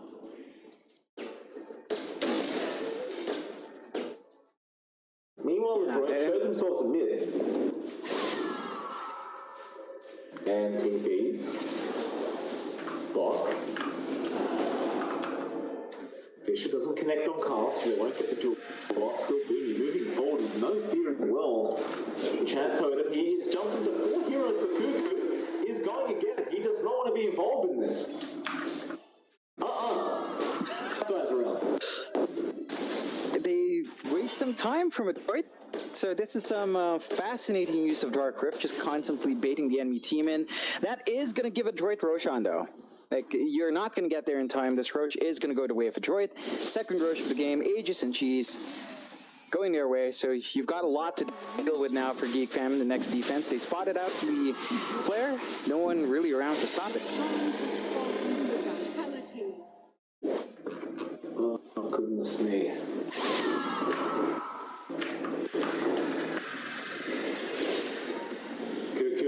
Nice bit of malice preemptively to stop Matt, but there'll be another blink in a second. Meanwhile, there are some very fast units running, trying to find this Underlord. Instead, they find Carl, and this poor husband, Chad Totem, Fisher, and give him the duel. Yeah. Carl's lost it. He's absolutely lost it. He's turning into the sacrificial lamb where we kind of expected him to be the guy giving Adroit space. I mean, not giving Adroit space, giving Geek Fam space with the towers, and he hasn't been able to. They just haven't been able to really pressure out. And it's Zephyr that's for some reason split farming. It will take the bottom tier 3, and now it looks like it's going to be a free rat. Is how do you defend? The Malice, hookshot, Zephyr, trying to go in, but global silence is immediate. And Adroit continues pursuing the rats. Matt still has the Aegis, by the way, of course, he just got it. Now Bob gets a duel off, there is going to be the Crepify onto Zephyr, Matt jumps in. Will is going to be there, this could be the team fight coming out from Geek Fam, but where's the damage? They're still trying to go off DLC, Matt is still alive, he does finally go down to Raven, and they do get Bob. They need to really capitalize off this. Chains again, Matt. BKB's up, and they're going back in. There goes Zephyr. Still not backing off Adroit. Now they finally will, but this feels like a bit of bait. Geek Fam will not group up. They won't fall for that same trap. And Adroit, they've had enough. They got the racks they came for. They back out. They at least spend the Aegis on Mac, so they're not going to have that in the next engagement. They do still have the cheese up on Natsumi, but, you know, Geek Fam does somehow defend. Like, they hold on to their range racks down bot, and they do manage to find themselves, so that is going to help the cause. Not quite bouncing them back in any big way. Like, it's still a 20k deficit in favor of Adroit, but they have gotten themselves some breathing room to get out of their, find a little bit of farm. You do finally see, Raven's going for the Divine. I just saw. Battle Fury Divine Rapier. Raven, that's his answer. So risky, though. I mean, you're going to lose the game with this rate. Are you? You're 20k behind. Oh. Poor Whiteman. Well, that's a big hit from Boomie. That is a lot of damage from one Chad Totem. Meanwhile, Bob finds Zephyr at the bot lane. 2-for-nothing trade coming out for Adroit, and they tried to go after Carl, but he does manage to TP out on the cliff. Illusion. I think that's the only answer. Like, maybe in the Divine Battlefield, you could actually do something. The issue is, like, that's an Ember Spirit. if you go divine here, there's gold silence, and then you just don't do anything. Two shots, wrong side, but the totem will allow to bounce through. Matt, again, just wants Carl and does get the kill. Now Raven, he's going to move back in. The buyback is there from Cuckoo. They are going to try and slow down Adroit's push attempt. Cheese was eaten, I believe, by the Quap. And Adroit are playing very cautiously, like considering how far ahead they are, it looks like they are just satisfied with the fact that Cuckoo brought back. They're not willing to take a risk. They understand if they do bleed out some space, and we did see some of that control from Geek Fam in play. When you get the Will-O-Wisp off, the pit down, the cogs out, it can be a lot to deal with. Adroit hasn't really gotten all too many defensive items. At least it's only the two cores that really have them. Everyone else is going to be very vulnerable, and you really need Bo3 to just run around and do his thing, so he's saving up for his BKB next. But there is still a lot of potential from Geek Fam. You don't want to run that risk, and this is giving Geek Fam a little bit more time. Like, Raven is inching closer towards that Divine, just about 1.3 away. Bo3's caught Zephyr. Zephyr just, again, split pushing the lanes as the clockwork, and he do right now, he will probably just die. Matt will be the one to pick up the kill. Nothing else he could have done. Your form again going to be popped by Natsumi. It looks like he does find Wyman, who does find Wyman, it does not matter. Ooh, that's a hell of a lot of damage. And now, down to the bot lane, there's still one range racks. They are defending, but the range racks does finally drop. And mid lane, the push does come in now from Bok and CML. Matt will be there to join. They want to force more behind the sound. Run a range off. That's going to be closed off. They want to go after that public car, but he is still out of range though. They get the jewel off just in the nick of time. Lewis has been dropped. Did you have damage output though? Raven's trying with double sleight of fist, but he doesn't really do that much damage. They want Bo3, still 3 trapped in there, but 0 damage. They just can't follow up. They need the Pugna around to lay some damage on with the Nether Blast and the Decrep to amp that up, but it's just nothing. He doesn't have buyback, Carl, so he's just stuck in that position there. He did just finish up his Dagons. So he finished his Dagons to lose his buyback. If he dies again after this respawn, it could be a spot of trouble for Adroit. They might figure out that he doesn't actually have the spare gold. I hate to break it to you, John. They're in more than a spot of trouble right now. 26k behind. Zephyr just going to hook shot some creeps. Trying to, oh my, that wasn't a good idea. They have some strong creeps. But they're not going to clear them out. That is a lot of gold. And I believe all that gold basically went to Raven, who is very close now to finishing off the Divine Rapier. Now, yeah, there you go. In fairness, I think he still needs a Daedalus or another Divine if he really intends to be the... No? Yeah. He definitely does. It is lacking. I'd say even with just this, your damage output's not going to be amazing. He is at risk. Global Signs comes out. He doesn't have a BKB.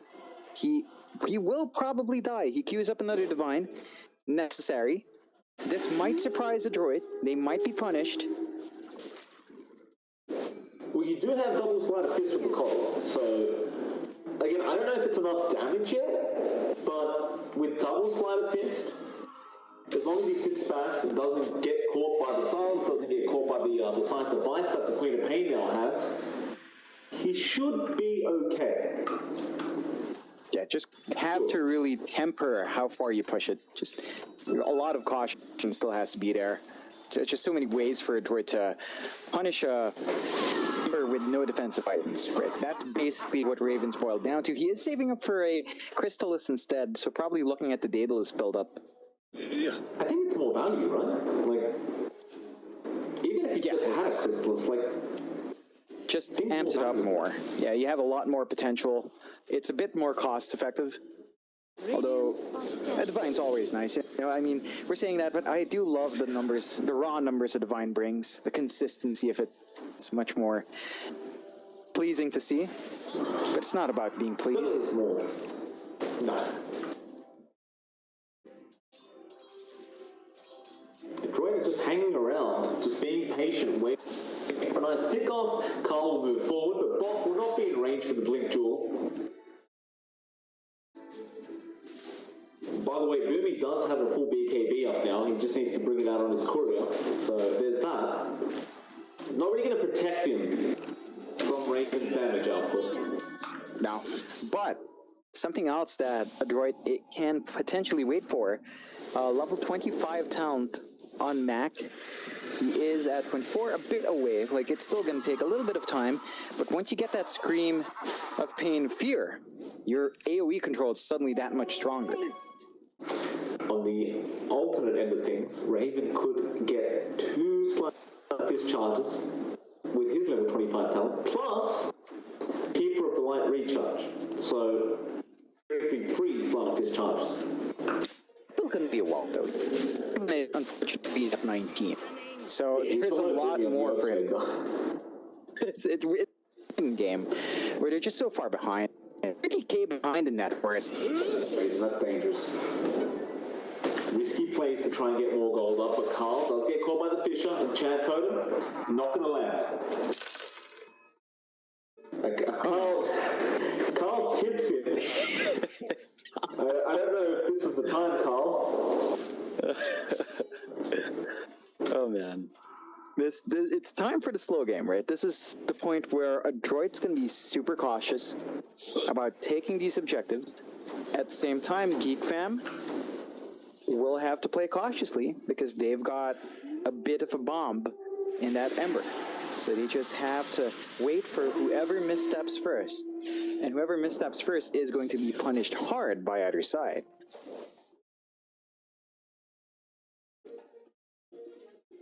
Level 20, he's going to get the plus 60 Sleight of Fist hero damage. A bit more value on the Sleight of Fist now, even more damage to come out. A little bit can't clear out the creeps, but that's fine. It's a Divine Rapier that can.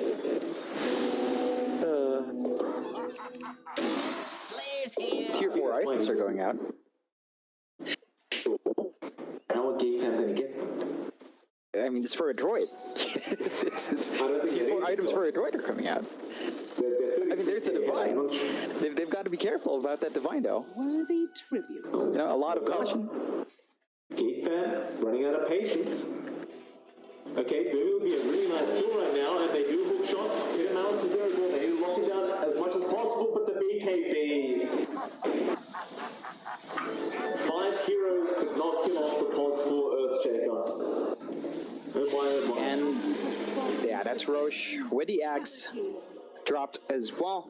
That does go to Mac. So you have that lower cooldown, higher damage Sonic Wave coming out, just allowing him to apply a lot more damage. It drags on, and you have the 25 down on Max. So there you go. That Fear and the Scream of Pain. I don't think they can defend this game, fam. Like, they couldn't kill the Earthshaker by himself. How are you going to defend high ground against the Aegis and everything else?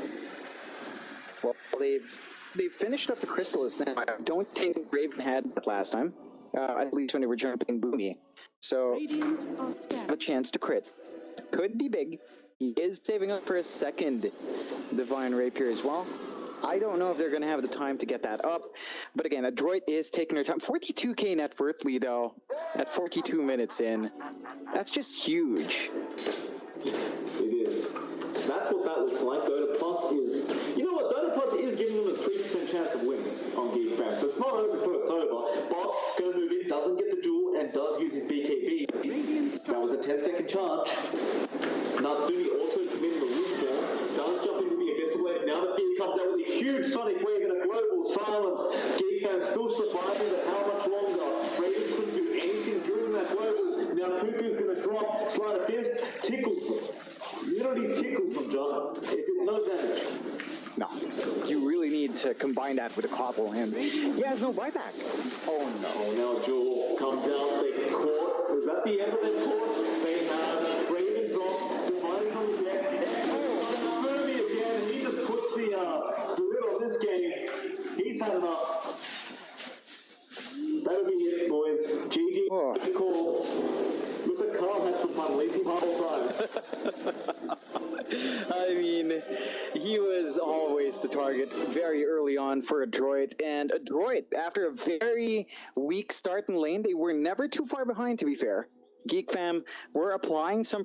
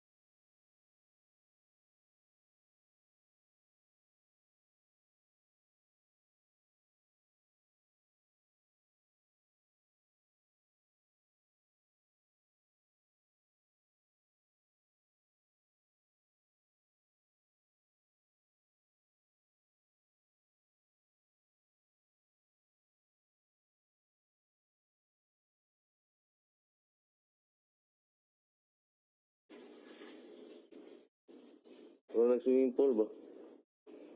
Nga lang siguro kada kato ibutang dito. Unsa? Just goes.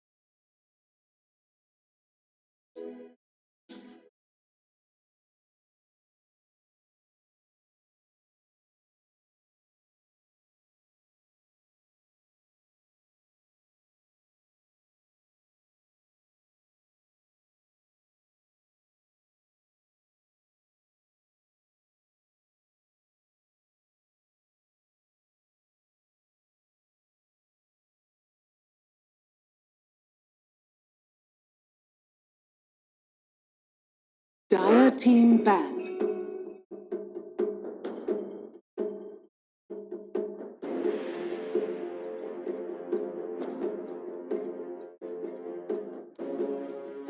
Oh yeah.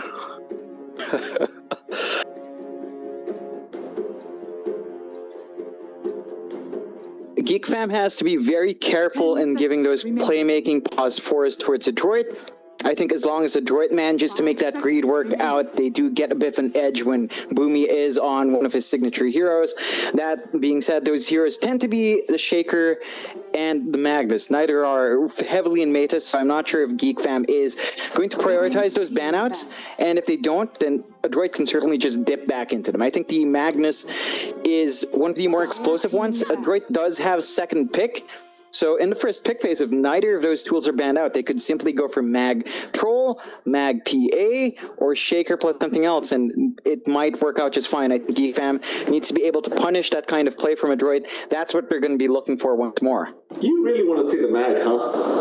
I know you really enjoyed the Boomy Mag the other day, and it seems like, from what you've been telling me in the messages, you seem like you really want to see it again. I can't blame you. I want to see the same thing out of Boomy. I hope they pick it up. But I wouldn't really blame them for just going into the Earthshaker. In fact, there we go. Give them respect, ban it. They don't want to see it again. And in all fairness, that whole game 2 was all about Boomy. Oh, yeah. If you didn't catch Boomy, you weren't taking the fight. If you did take the fight, you lost the fight. Geek Fam, they will take Tusk for themselves, which has been very, very strong over the past couple of days. Adroit, do you want to go into the Madness? I think they tend to try to slide it through. They don't try to prioritize it in the first phase because, honestly, who bans it out? Not many teams. If you were going to ban it out against Adroit, you would in the first phase. So you're not likely to see it banned out later on, and I think that's what Adroit tries to do with their draft. I would say just pick it up. I mean, again, Boomy does tend to just play fantastic. The issue is, when Adroit does that, they do slow down their pace of the game, and I think Geek Fam is ready for that. The Tusk does tell me that earlier aggression is coming out from Geek Fam. Adroit do start off with the Oracle, so they've got that great sustain. They've got Wave keeping whatever core they pick up safe. This would actually make it very easy to pick the Troll Warlord if they wanted to right now.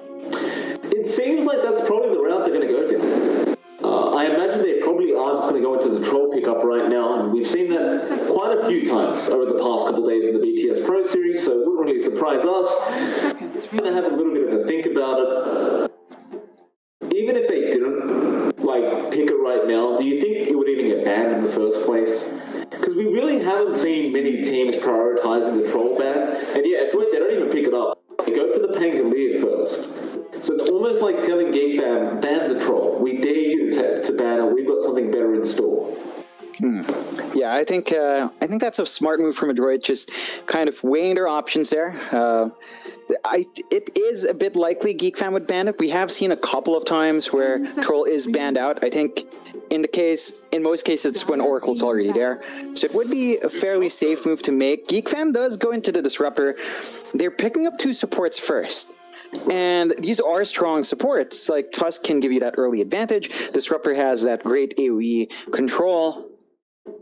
But there are holes here that Adroit can kind of play around with. Like, high mobility heroes aren't going to mind either of these guys. Even if, Disruptor gets the call back, something like the Storm could really easily just dodge it or play around with it. Even the Emerald Spirit would be pretty decent up here as well. So this kind of early commitment from their Geek Fam, hopefully we do see the backup of a strong core. They do ban out the Troll, so you're not going to be seeing that with the Oracle. Smart move from Geek Fam, just way too much sustain there, way too much that they have to worry about if that Troll went through, so they just take it off the map.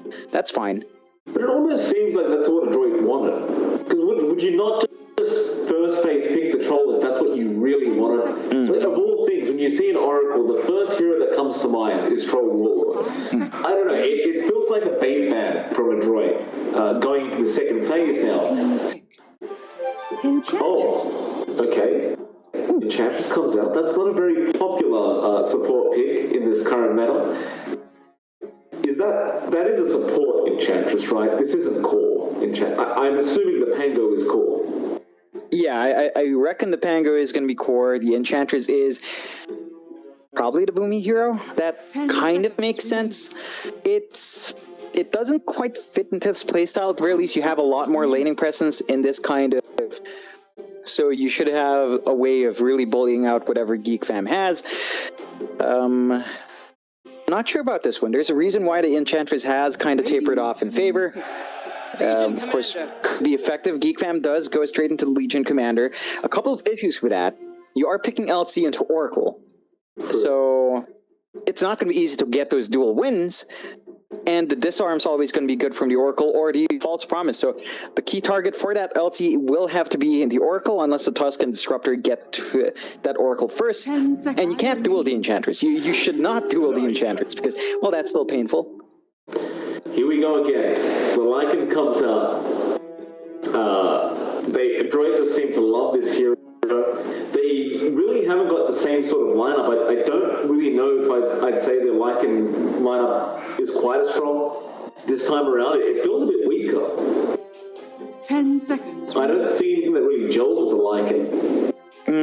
The only thing I see is really that Enchantress. I guess you can dominate creep early on and kind of build an army there. You have good heals from the Oracle and the Enchantress, although it's more of the Enchantress for like minion heals. That's the only really thing I can see that's working out here for Adroit. I'm surprised they're not going for one of their more traditional game tree kind of drafts. Every single time they reach a game tree, there is that historical tendency for the Magnus PA, the Magnus Troll. They do go for a much more focused approach. It is seemingly a bit less risky, right? You're not putting yourself up to a greedy lineup here. The Enchantress doesn't need too much farm. So if they are going to put Boomy on that, he's just going to have stronger laning presence. That's what they want to maintain here up against what Geek Fam has. They still have that Lycan for early objectives. That can work in their favor as the lockdown from Geek Fam is kind of lacking. You have the Disruptor, so you can call him back into the Static Storm at the very least, but that's basically it. Once that's expended, then you hard-pressed to keep that Lycan in place. We'll get that. Fourth pick for them now, John. They're going to have a bit of a think about this one. They had to experience the Lycan last game. They didn't enjoy what they saw, and quite frankly, this time around, they don't have as much D push as they did last time around. Whether they even bother focusing on that aspect of the game is a completely different story. You probably have to. It is a Lycan. Geek Fam will take a Terrorblade for themselves, and that is, I believe it was a Raven Classic, wasn't it? Back in the day when Terrorblade was actually good. Now it's back, and Raven actually, Terrorblade is back, so Raven says, I'll take the Terrorblade. Against the Lycan, however, how do you feel about that? Is that a good pick? Because it does feel like Terrorblade can kind of get run over by this Lycan pickup. 5 seconds. It takes time to go online, this Terrorblade. That's the key thing here. Geek Fam just needs to buy space for Raven to get big enough. The one issue I see as well is that Enchantress can actually rip through Terrorblade just fine. Impetus is no longer an alt. Sure. Like it does have a bit of a cooldown, but you can trade favorably with the Terrorblade, whether or not Metamorphosis is up. And you have to think about Metamorphosis as well. It sets the pace for that Terrorblade's timings. So you have to play around that long cooldown. If you are blown up, then it is going to cause issues. Geek Fam doesn't have any sort of saving support. They don't have the Oracle for themselves, so they're not going to be able to sustain that Terrorblade as much. They only really have the Legion Commander for heals right now. That's something that they have to always be conscious about. That here is not very, it doesn't have a huge HP pool. I'm curious as well. Like, we saw Carl last game. Started off pretty well on the pod run. Ended up dropping off quite a bit at the end. What would you like to see him on this game? Like, they banned the Queen of Pain, which is what I would have said is probably the best pick he could have gone for. Geek Fam actually go ahead and get rid of the OD, which is fair enough. You have an LC, you have a Terrorblade, you don't want to deal with an OD on the opposing side of things. But what does Carl play against this kind of lineup from Adroit? Well, they don't really have the best of lockdown. The Spirit Brothers are all there. I'd say The best one in this case would be something like an Ember Spirit to come out if they wanted to go for that route. They go to Storm instead, which is, again, a high mobility hero, not the best lockdown on Adroit's side. You can kind of reach into the back line. The Oracle is going to be a very prime target for the Storm, I think #1 target for Storm Spirit in this game. And Adroit does close out their draft with the Alchemist. Oh boy. Alchemist Oracle. Right. We've seen this so many times, Mike. It's just way too good. Here we go. I was wondering, I was looking at Adroit's draft and I was like, no, this isn't right. It feels very empty. It feels a bit bland. I'm like, well, what's going on here? They've got an Oracle, but with a Lycan? A Lycan of all things, that's what your Oracle combo is going to be? I thought we may see a Husker pop out. That's what I thought. I thought maybe they go for the cheese Husker pick. You've got the Oracle. It wasn't bad. It's the Alchemist. It got nerfed recently. I don't think it matters. The whole map got nerfed. So, yeah, basically. As far as I'm concerned, the Alchemist is still completely broken. With an Oracle to keep him alive through Chemical Rage, and he just passively heals himself up, I don't see the greatest Spirit Vessel carriers on Geek Fam either. No. Like, this is really Probably scary. us. Really finish this game quite quickly. The only real carrier Geek Fam has for like that urn you mentioned or the Spirit Vessel is Zephyr's Tusk, but his farm prioritization is pretty low in the totem pole. So this is definitely something Adroit is playing around. The Alchemist, a lot of people think is like a late game core. It's really a mid game core. It spikes super fast early on if it's not shut down, and then it just takes over. With a Lycan on top of that, these timings from Adroit should be pretty darn good. Geek Fam has to that pace, but at the same time secure farm for Ender Storm, and like the Storm Spirit and the Terrorblade do require some time to get started up. I'm not sure if Adroit's going to be able to give them that. Probably not. Like, they have the time. It's just because of the pacing that Adroit's draft has. Like, as long as Mac doesn't fall behind in 10 minutes, that's key time for the Alk. If he's not bullied out of lane within 10 minutes, then he's just going to go into the jungle after 10, farm up his stacks, come out with a Radiance by 15 at the latest. And Radiance on the Alk, you got a Lycan who'd probably have his Dominator and level 6 by then, of course. You'd be running around, mounting objectives, fighting very early on. You have all the sustain from an Enchantress and from an Oracle. It's going to be hard for Geek Fam to slow that pace. I certainly agree. I love the draft from Adroit. I mean, I'd hate to play against it. 30 seconds. As caster, it does look nice. See if they can slow Mac down enough. Cuckoo's apparently already here to say hello. Does take a tier 1 tower hit. Will leave.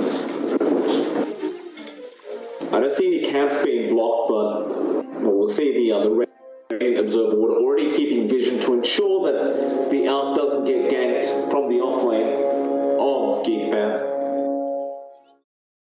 The battle begins. And even if you do beat him in lane, like, usually Alchemist isn't the greatest mid lane in the world, but he just goes to the jungle, he clears out some stats, and the game's over. It's as simple That's as that. That's the key thing for Geek Fam. Like, Carl has to win out mid lane so hard, and you have to maintain control in that jungle. We saw a lot of teams where, yes, they win the mid lane matchup. We have actually seen the Storm against the Alk, and the Storm can actually pretty much just win. But if you don't shut down that jungle, that will be the major issue here. Geek Fam has to get that out. With a Tusk, I can see them getting those rotations out fairly easily. So you do have that on a plus for Geek Fam. A Tusk does have great laning presence, can roam around freely, but even if Carl just wins out here, you will have to have a Zephyr get that job done.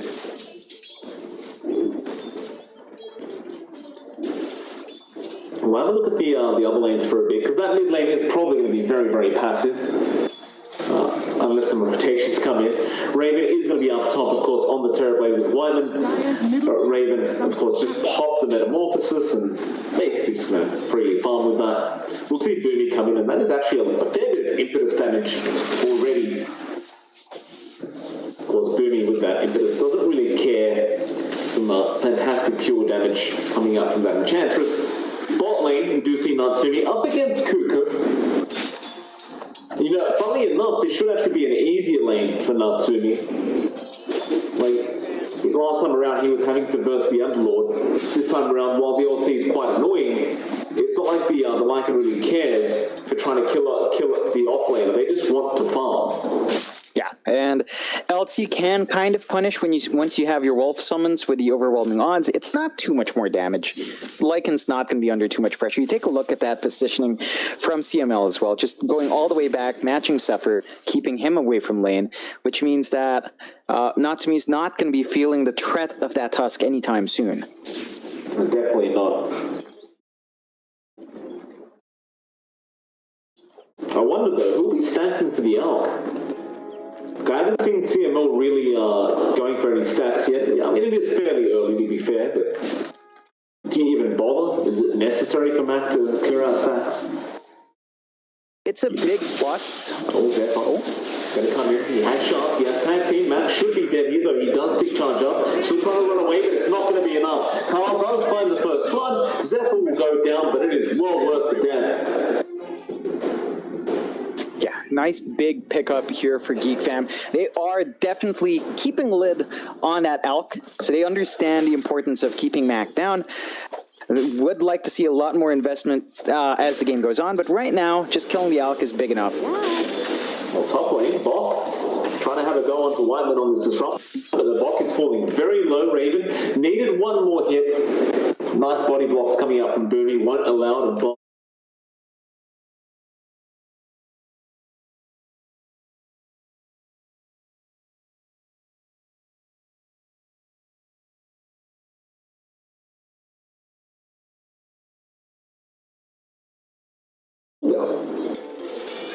just pushing Mac away from lane. He's not getting last hits. Denied! I guess that works, right? If you just stand there, you don't need to do anything. Now Vortex comes in, Zephyr said, hey, I warned you, but CML will be around the Oracle. And Mac will be forced to self up a little bit. Everything goes back to normal. On the brighter side for Mac, I guess, like with Zephyr standing there, he is soaking XP from Carl, which does affect the Storm quite a bit. Yeah, and those early levels are very important for Carl, so he is going to be kind of split up early on. You could say the same about Mac, because CML is basically just staying here now. You can't leave Mac alone. This is freeing up that bot lane, but as mentioned, Natsumi's perfectly fine one-on-one against Cuckoo, so really it's all about this mid lane. This is where the supports will have to stick, and Zephyr trying to go for rotation does have the shards, but it's harder with CML. He's level 3. He could go for a snowball. He just hasn't skilled anything yet. And Zephyr, that's going to be a lot of damage with acid spray. CML, he does pick up the kill. That's a very aggressive positioning from a Tusk. CML does make him pay for it. And they might even find the bounty runes here as well. Yeah, CML. Not Fortune's End was a bit too quick, and Carl will at least find his, and back to Cuckoo. Did not get one either. No good. I believe it was actually denied off by the creep of Natsumi. And Cuckoo may actually drop Fortune's End to fly out. He is healing himself to press the attack. It should not be enough, and CML will be on a killing spree on the Oracle now. The 3-1, the way of Adroit. That is very good news if you have an Alchemist drop. Definitely is, but under a lot of pressure again. This time, a lot more supports rotating down to get this kill. Yeah, but a lot more coming in to help. One will cancel, but he'll follow it all the way through. And that's the thing with an Alp, John. Like, he suffers a bit in mid lane, gets levels up in Acid Spray and Chemical Rage, then goes jungle. Like, Geek Fam know this, obviously, they just won't leave Mac alone. But ultimately, Mac is eventually going to be able to go jungle and recover. Although, nice tip in from Carl, it's very, very deep, and Mac doesn't have any help now, and they will find a secondary kill on the Alchemist. Dire structures. That's definitely what they need. This does allow them to get a little bit of chip damage on that mid-tier one as well, and Boomy actually drops fairly low, although they aren't ready to commit. This is really hurting the pace of Mac. They do have really good wards now from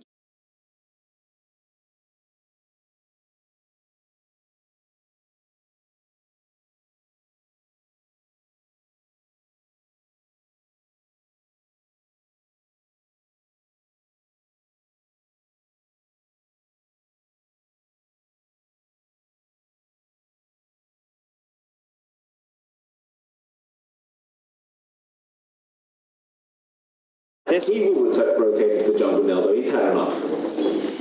Yeah, they did manage to get the D ward on that vision that Geek Fam has, so the jungle is just a bit more open here.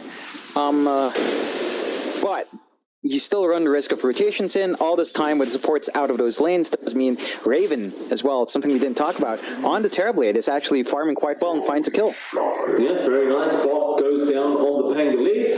That makes it a 3-4, much more even game. In fact, Geek Fam is now overtaking in terms of kill score. They also take a 1k net worth lead, which is very nice. And like you said, Raven's freely farming. This is when you look at that last hits board and you see the Storm and Terrorblade at the top, you do get a little bit scared if you're an Adroit fan. Yeah, they don't need too much farm under Lycan, but when you're lagging behind like this, you do give a lot for this Terrorblade to play around. Raven is going to be farming into the Yasha, presumably into the Manta style first, unless he does want to go for the SNY, which we've seen a lot of heroes gravitate towards now with this patch change. But the options are there. They aren't threatening this Terrorblade. Raven is actually just left alone up top. You're losing out farm on Mac. You're letting Raven free farm. Your Lycan is somewhat keeping up in terms of last hits at the very least, but it's not quite there yet, although the Lycan should be online a bit faster. There is some pressure on Natsumi to ensure that these objectives melt early on to buy space for that Alpha. He's trying, but again, you'll see Zephyr rotating on the toss, gets a very nice shot, already blocking him in, but this time with chemical range, there's a lot less kill potential of Zephyr here to get out there. Maybe not. Carl will jump in, the swap will actually not finish the job. It was a snowball that came out, and in fact, they're going to lose Carl, they're going to lose Zephyr. They were ready for it this time. And glimpse back, it looks like Bot will end up fighting Whiteman on the disruptor. Natsumi's glimpse back, but it just doesn't matter. And it's a 3-0 in terms of that team fight. Very nice from Adroit. It just turns around on a coin flip there. All of a sudden, you aren't killing Mac, Mac's killing you. It took a bit too long for Carl to get in there and back up Zephyr. That does cost him. This will allow Natsumi to start chipping away at that tier 1 up top, and this gives a lot of space towards Mac. He is still fairly far behind. Like, this is not where you want your Alpha to be, but when you give him kills like that, this definitely gives a lot more room for him to breathe. Well, they're going for a duel down a bot lane. They're going to try and get a trade with this tier 1 tower. Radiant's bottom. That's exactly what they're going to do. Start forcing it in. The top lane is still being pushed in by Natsumi, so someone needs to get there and defend. They'll fortify. That should be enough. And you'll see Cuckoo. He'll go in and take that farm for the team. But it's all distraction. It's the man they need to be looking for right now is within a very safe range, doing exactly what he needs to do. Unfortunately for him, he didn't exactly find as many bounty runes as he would have liked. I believe he only got 1 that time. But sometimes that's how it works. You can't get all the bounty runes. No, although, They thought about going on Zephyr. yeah. It looked like Bach wanted to, but this is still looking okay for Geek Fam. Like, the Alchemists want that net worth advantage. They actually don't have it yet. So Geek Fam still has a lot of leeway here. In fact, they do scout Bach out. Raven's playing really far forward. Forces out the Rolling Thunder, but nothing really comes out from it. Raven's just doing what Raven needs to do. Keep farming on that Terrorblade. He's still ahead of the Ark in terms of net worth, but that gap is closing in very, very quickly from Mac, who has already queued up that Radiant.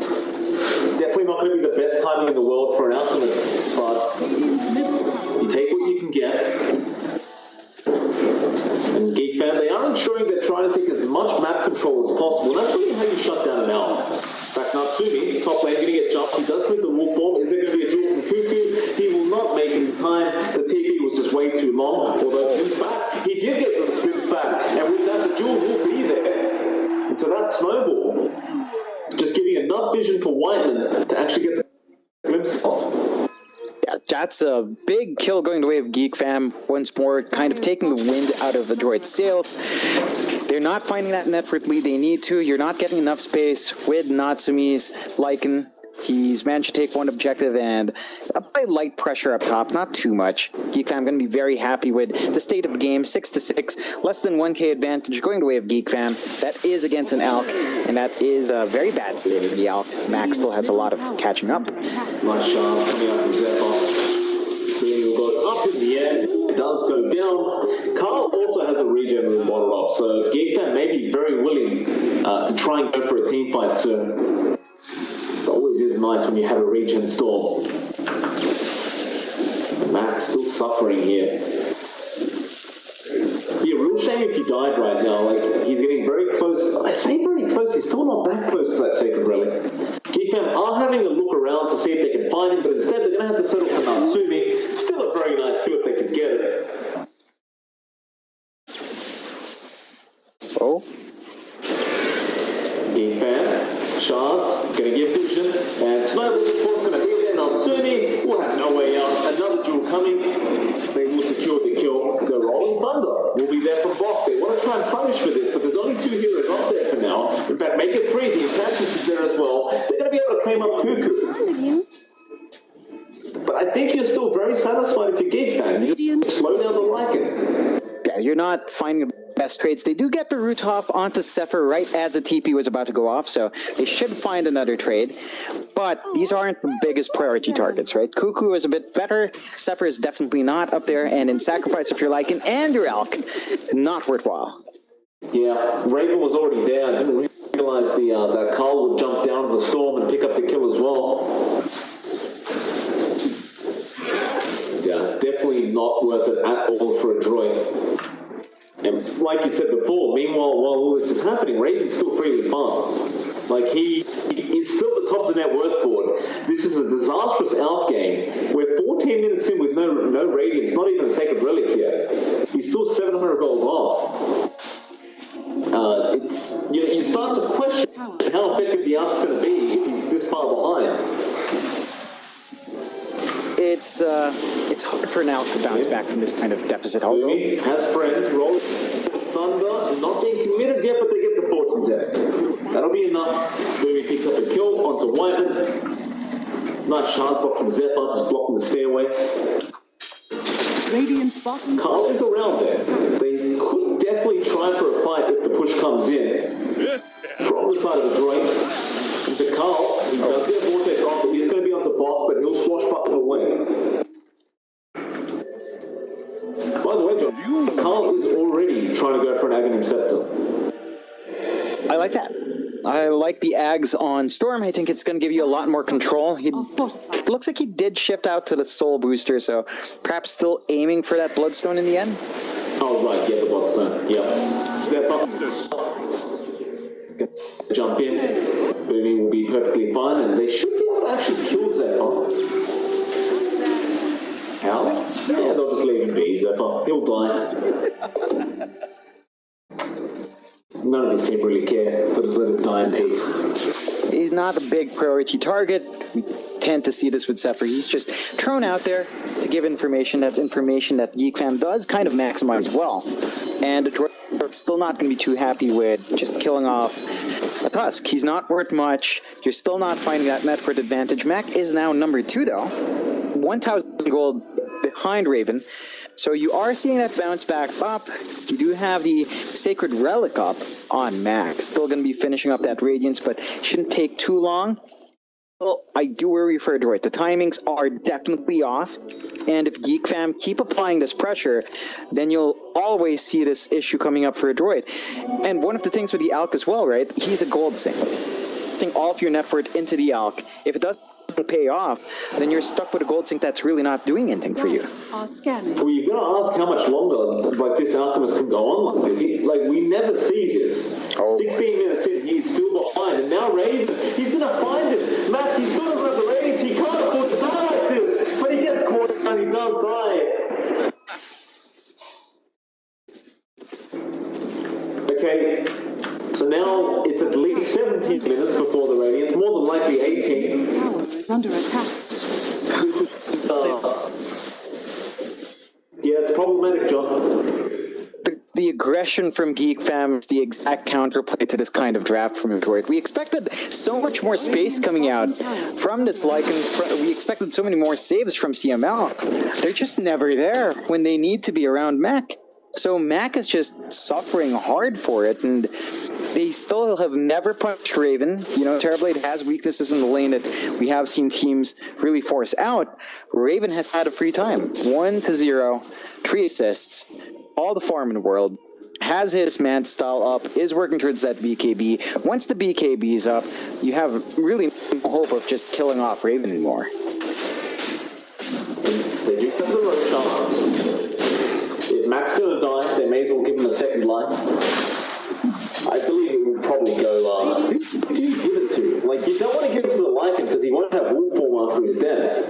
You don't really want to give it to Mac because he's not doing anything yet. But it looks like Mac has freed up the slot, so he is the one taking it. It seems like they're just more denying the Aegis away from Geek Fam. It does look that way. I think that's what they're trying to go for. They can't really fight in the pit if Geek Fam chose to force it out. Going for it themselves first. You take a look at Mac, right? After that, the Radiance, he's going to be going for the BKB next, which should mitigate a lot of that control Geek Fam has. I don't think he's going to be big enough in the Alk to really stand there and fight, especially when you consider what Raven has. Like, that BKB is not going to be stopping the physical damage output of Raven, and it is really high as long as he has his Metamorphosis up. So there are still issues with the timing here. There's still a 1k advantage in Geek Fam. Never something you want to see when you're in Alk. You know, you don't want to be even. You don't want to be behind us when you're running the Alk. You want to be 15k ahead at this point in the game, or at least 5k at 17. You know, that's a reasonable amount for the Alk. We're not there. So Geek Fam is very happy with the state of the game. They've really managed to find every single kill they want. They have slowed down the pace of Adroit, and Adroit's just not finding the success they need. Like, the push we're seeing from Natsumi is just not great. He takes 1 tier 1, that's it. There's nothing else on the map they've taken away from Geek Fam. Dyer's courier has been That's good. Work for both of us? Get better. Radiant. So Mac's got a second life. That's a positive. Yeah, he doesn't do anything in his first life anywhere. It's like, okay, it's gonna take longer. Survivability. Yeah, like, his team has to be around him. That's the key part. Like, every single time he's isolated and alone, for this Aegis to work, you have to have everyone around you. Oh, Irving gets jumped off. They just want to take out this Enchantress. Their Boss is committed. He's underneath the static storm. Whiteley, he will drop. Bot for another target, but Carl zips out. They do manage to eventually get that T1 mid tower as well, but Cuckoo, he's thinking about trying to find a jewel. Still doesn't have a blink dagger, however. And while they're making that push, the good news is our Radiance is up. Yeah, you've got the Radiance at last and Mac. A bit faster. He can have a little bit more presence in these fights. Not quite ready to just join up on these team fights, but certainly a lot harder to kind of pick off now. But, you know, from those kills before, Carl already had the Bloodstone, so he's built up in that.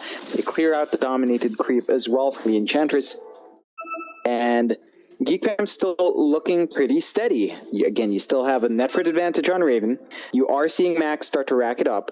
Geek Fam has to keep playing aggressive. See, that's the one thing as well. We're talking about Adroit being behind, but Geek Fam needs to maintain that aggression. They do smoke. They're going to try to find something. Oh, they have Metamorphosis and they have a Mantra on Raven. He's hitting very, very hard. Still the top of the net worth board, by the way, on that Terrorblade. They're going to run straight into the bot. It's not really the target they'd like, but they'll have to take it, it seems. And Snowball will come out bot. Try to run. Roll won't be there in time. Give an attack from creeps right now. You've got to attack the hero. He does eventually get it. Again, it's not really the target they want, but it does force Mac out of the triangle. So this is all-time.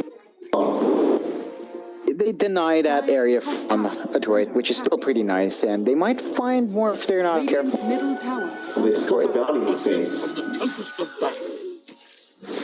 The Geek have been very good at denying most of the bounties. And... Illusion blown away. Okay. he was in wolf form as well, just chased down by the storm. And then you'd expect that Bloodstone. I believe he was just farming that top jungle and trying to that tier 2. Doesn't pay off. Coming out onto CML. No. He tried to go for the bounty. He would. Basically, it's only going to delay the inevitable. Bumping pesky fortunes as well. But the jewel comes out. They were waiting on Cuckoo. Things get from bad to worse if you are Adroit. Mac even taking the 2 now to hit that level 15 mark. You never want to see that. Fun. Yeah, never. That's how far behind Adroit's playing from. And you look at the scoreboard, sure, Geek Fam, 1k lead, that's not too bad. But it's against an Alk. That might as well be a 10k lead at this point because of how the Alk works. And there's just so much more ground here Adroit has to try to recover. I think they have to play together. You know, they've got to try to find something. They've got to bait in Geek Fam to fight their Alk while they have their Oracle around. And if they can get that done, they might be able to win. They're going for a smoke. They are going to have Carl. They can keep him stunned up to be amazing. Cuckoo is trying to run in and press the attack. And he will eventually. Carl, he cannot get the zip off in time. Great kill. Bok trying to chase down Zephyr now. Zephyr again with a nice shot, but they are still going to continue with this chase. Fortune Zephyr is going to be there. Zephyr's still running away, but get the punch down. Still, Raven is coming in now. He does want to be KD available. Raven, he does have mana, but there's not the wolf. So now we will continue going on to CML. The CML will be perfectly fine. As Raven's going to be the one in trouble. He needs to get out, but they do end up killing off Natsumi. Why is Matt here? Dire's middle tower. I believe Matt probably should be farming somewhere right now. I'm not sure why he decided to join in right after Natsumi dies.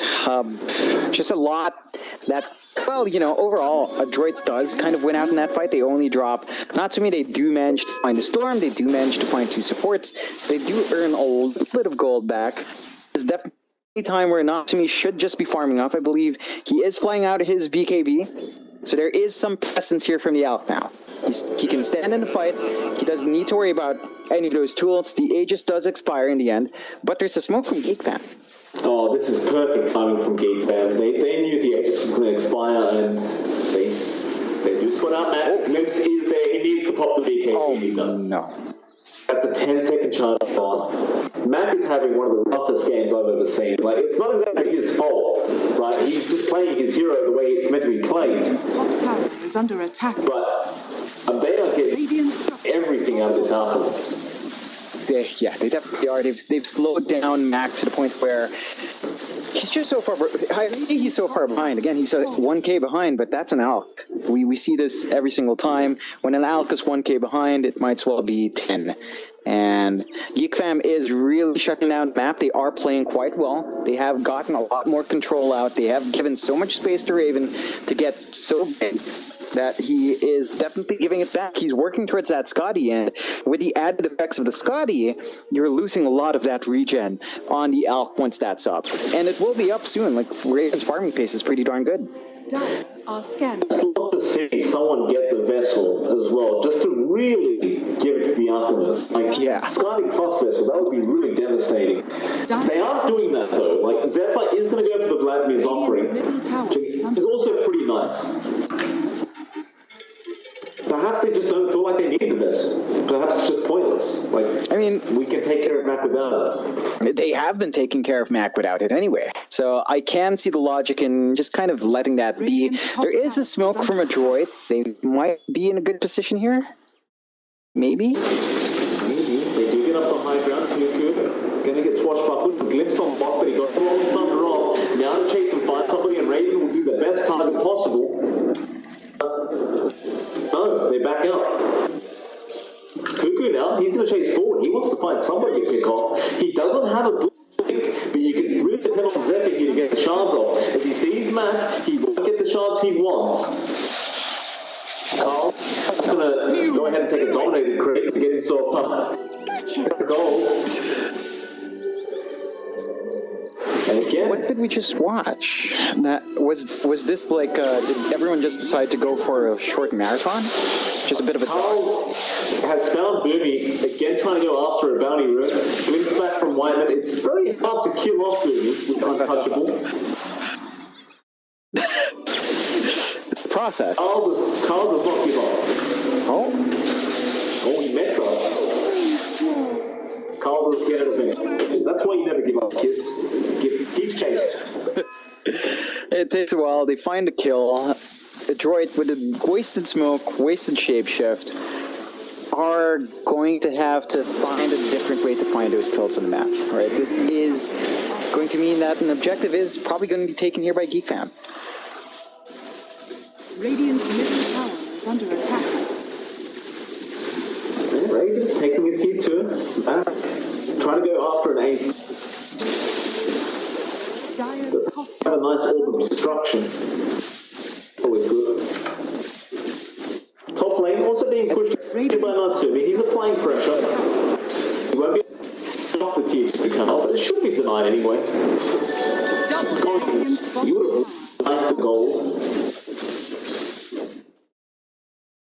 Raven, he won't even deny it. Just leave it. Yeah, just might as well have that up there, right? Like, I don't think, well, it's always nice to get the deny off, but he'll probably come back for it. There's not much control from Adroit, so it's very risky for them to get into that area of the map. And Geek Fam now with a 3K lead. It just feels like they have everything they want. Like, Adroit are still constantly pouring in all their resources towards Mac. So they are still trying to make this Alchemist work. I'm not sure at what point that really shouldn't be the case anymore. Like, he's just way too far behind as an Alchemist. This is probably the time where you try to maybe redistribute that farm, maybe give Natsumi a lot more to play with, and then he might be able to take these objectives a lot safer. But if you don't invest in the up, what do you invest in? Like, Natsumi is great and all, but even the Lycan drops off.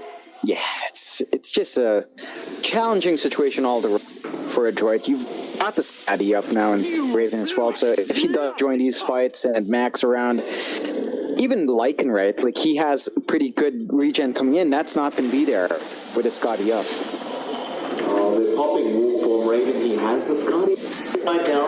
They're going to go after the Disruptor. It's a nice support pick-up, and they do take it.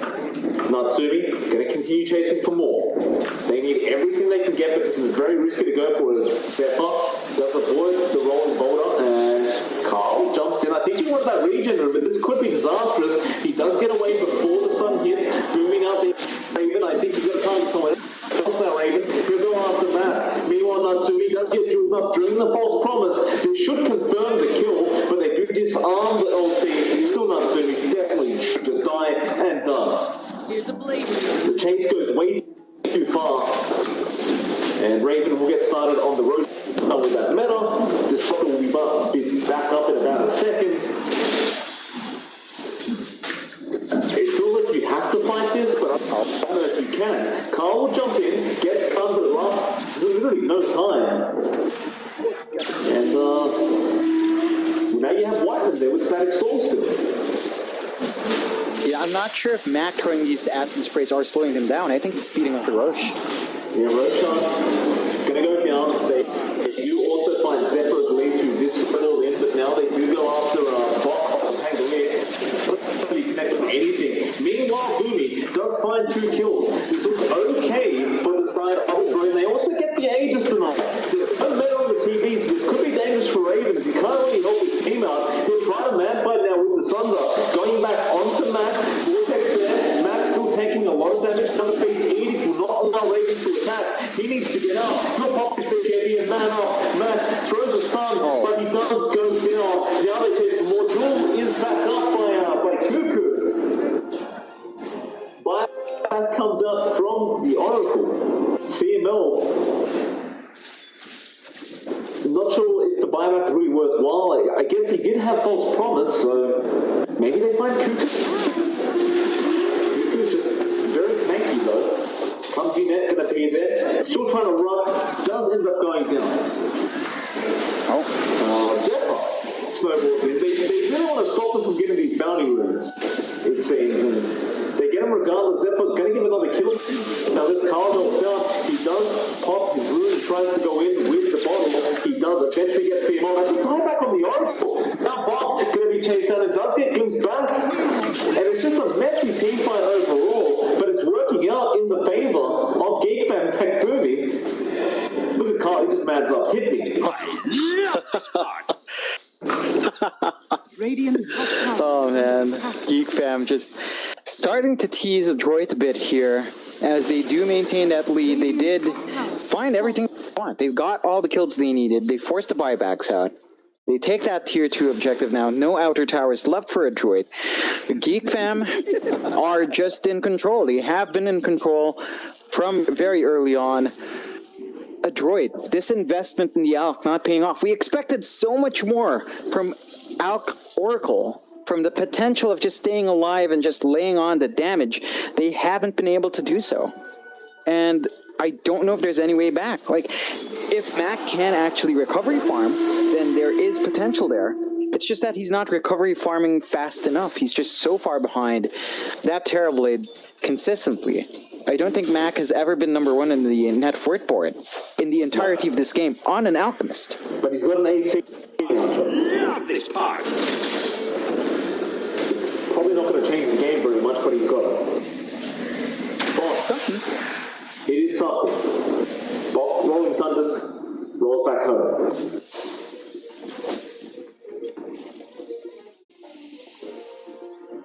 Geek fan, continue to farm up. Raven still on the top of that worth board by a mile, and he will have an MKB hub soon. Oh boy. Things are getting a little bit scary. And this is why you remember Raven as that Terrorblade player. He knows this hero at the back of his hand. And looks like after his age. No, he hasn't. He's 4-0 with 7 assists.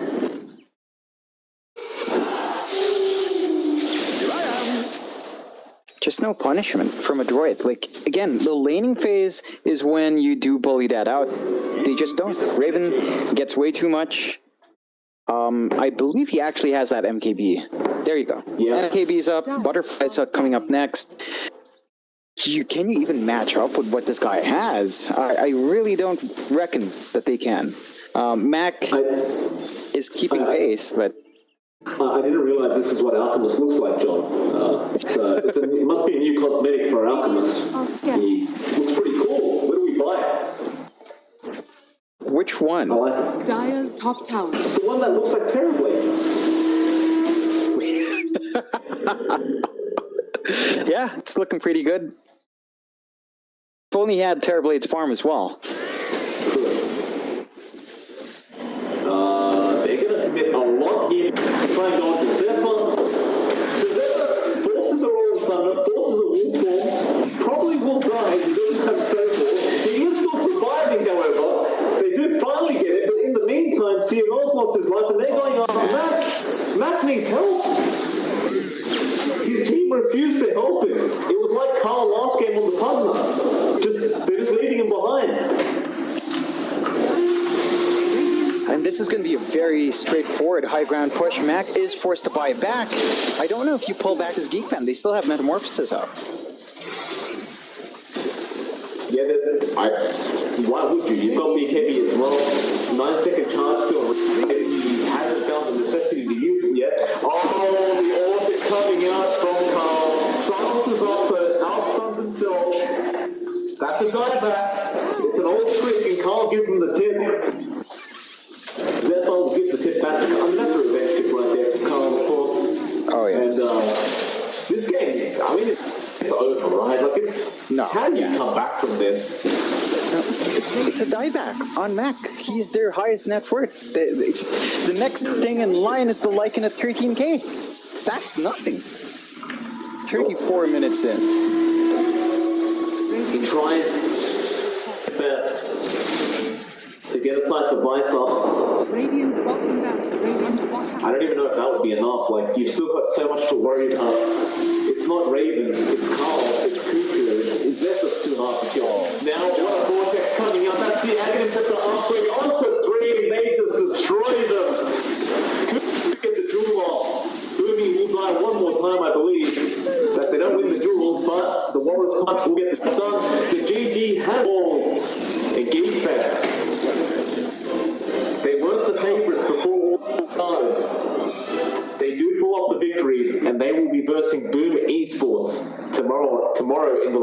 bracket round 2. Yeah, that's going to be a pretty interesting rematch between the two. Of course, Boom was the one that did win out and forced Geek Fam into the lower bracket, so that's a bit of a grudge match for them. But Adroit just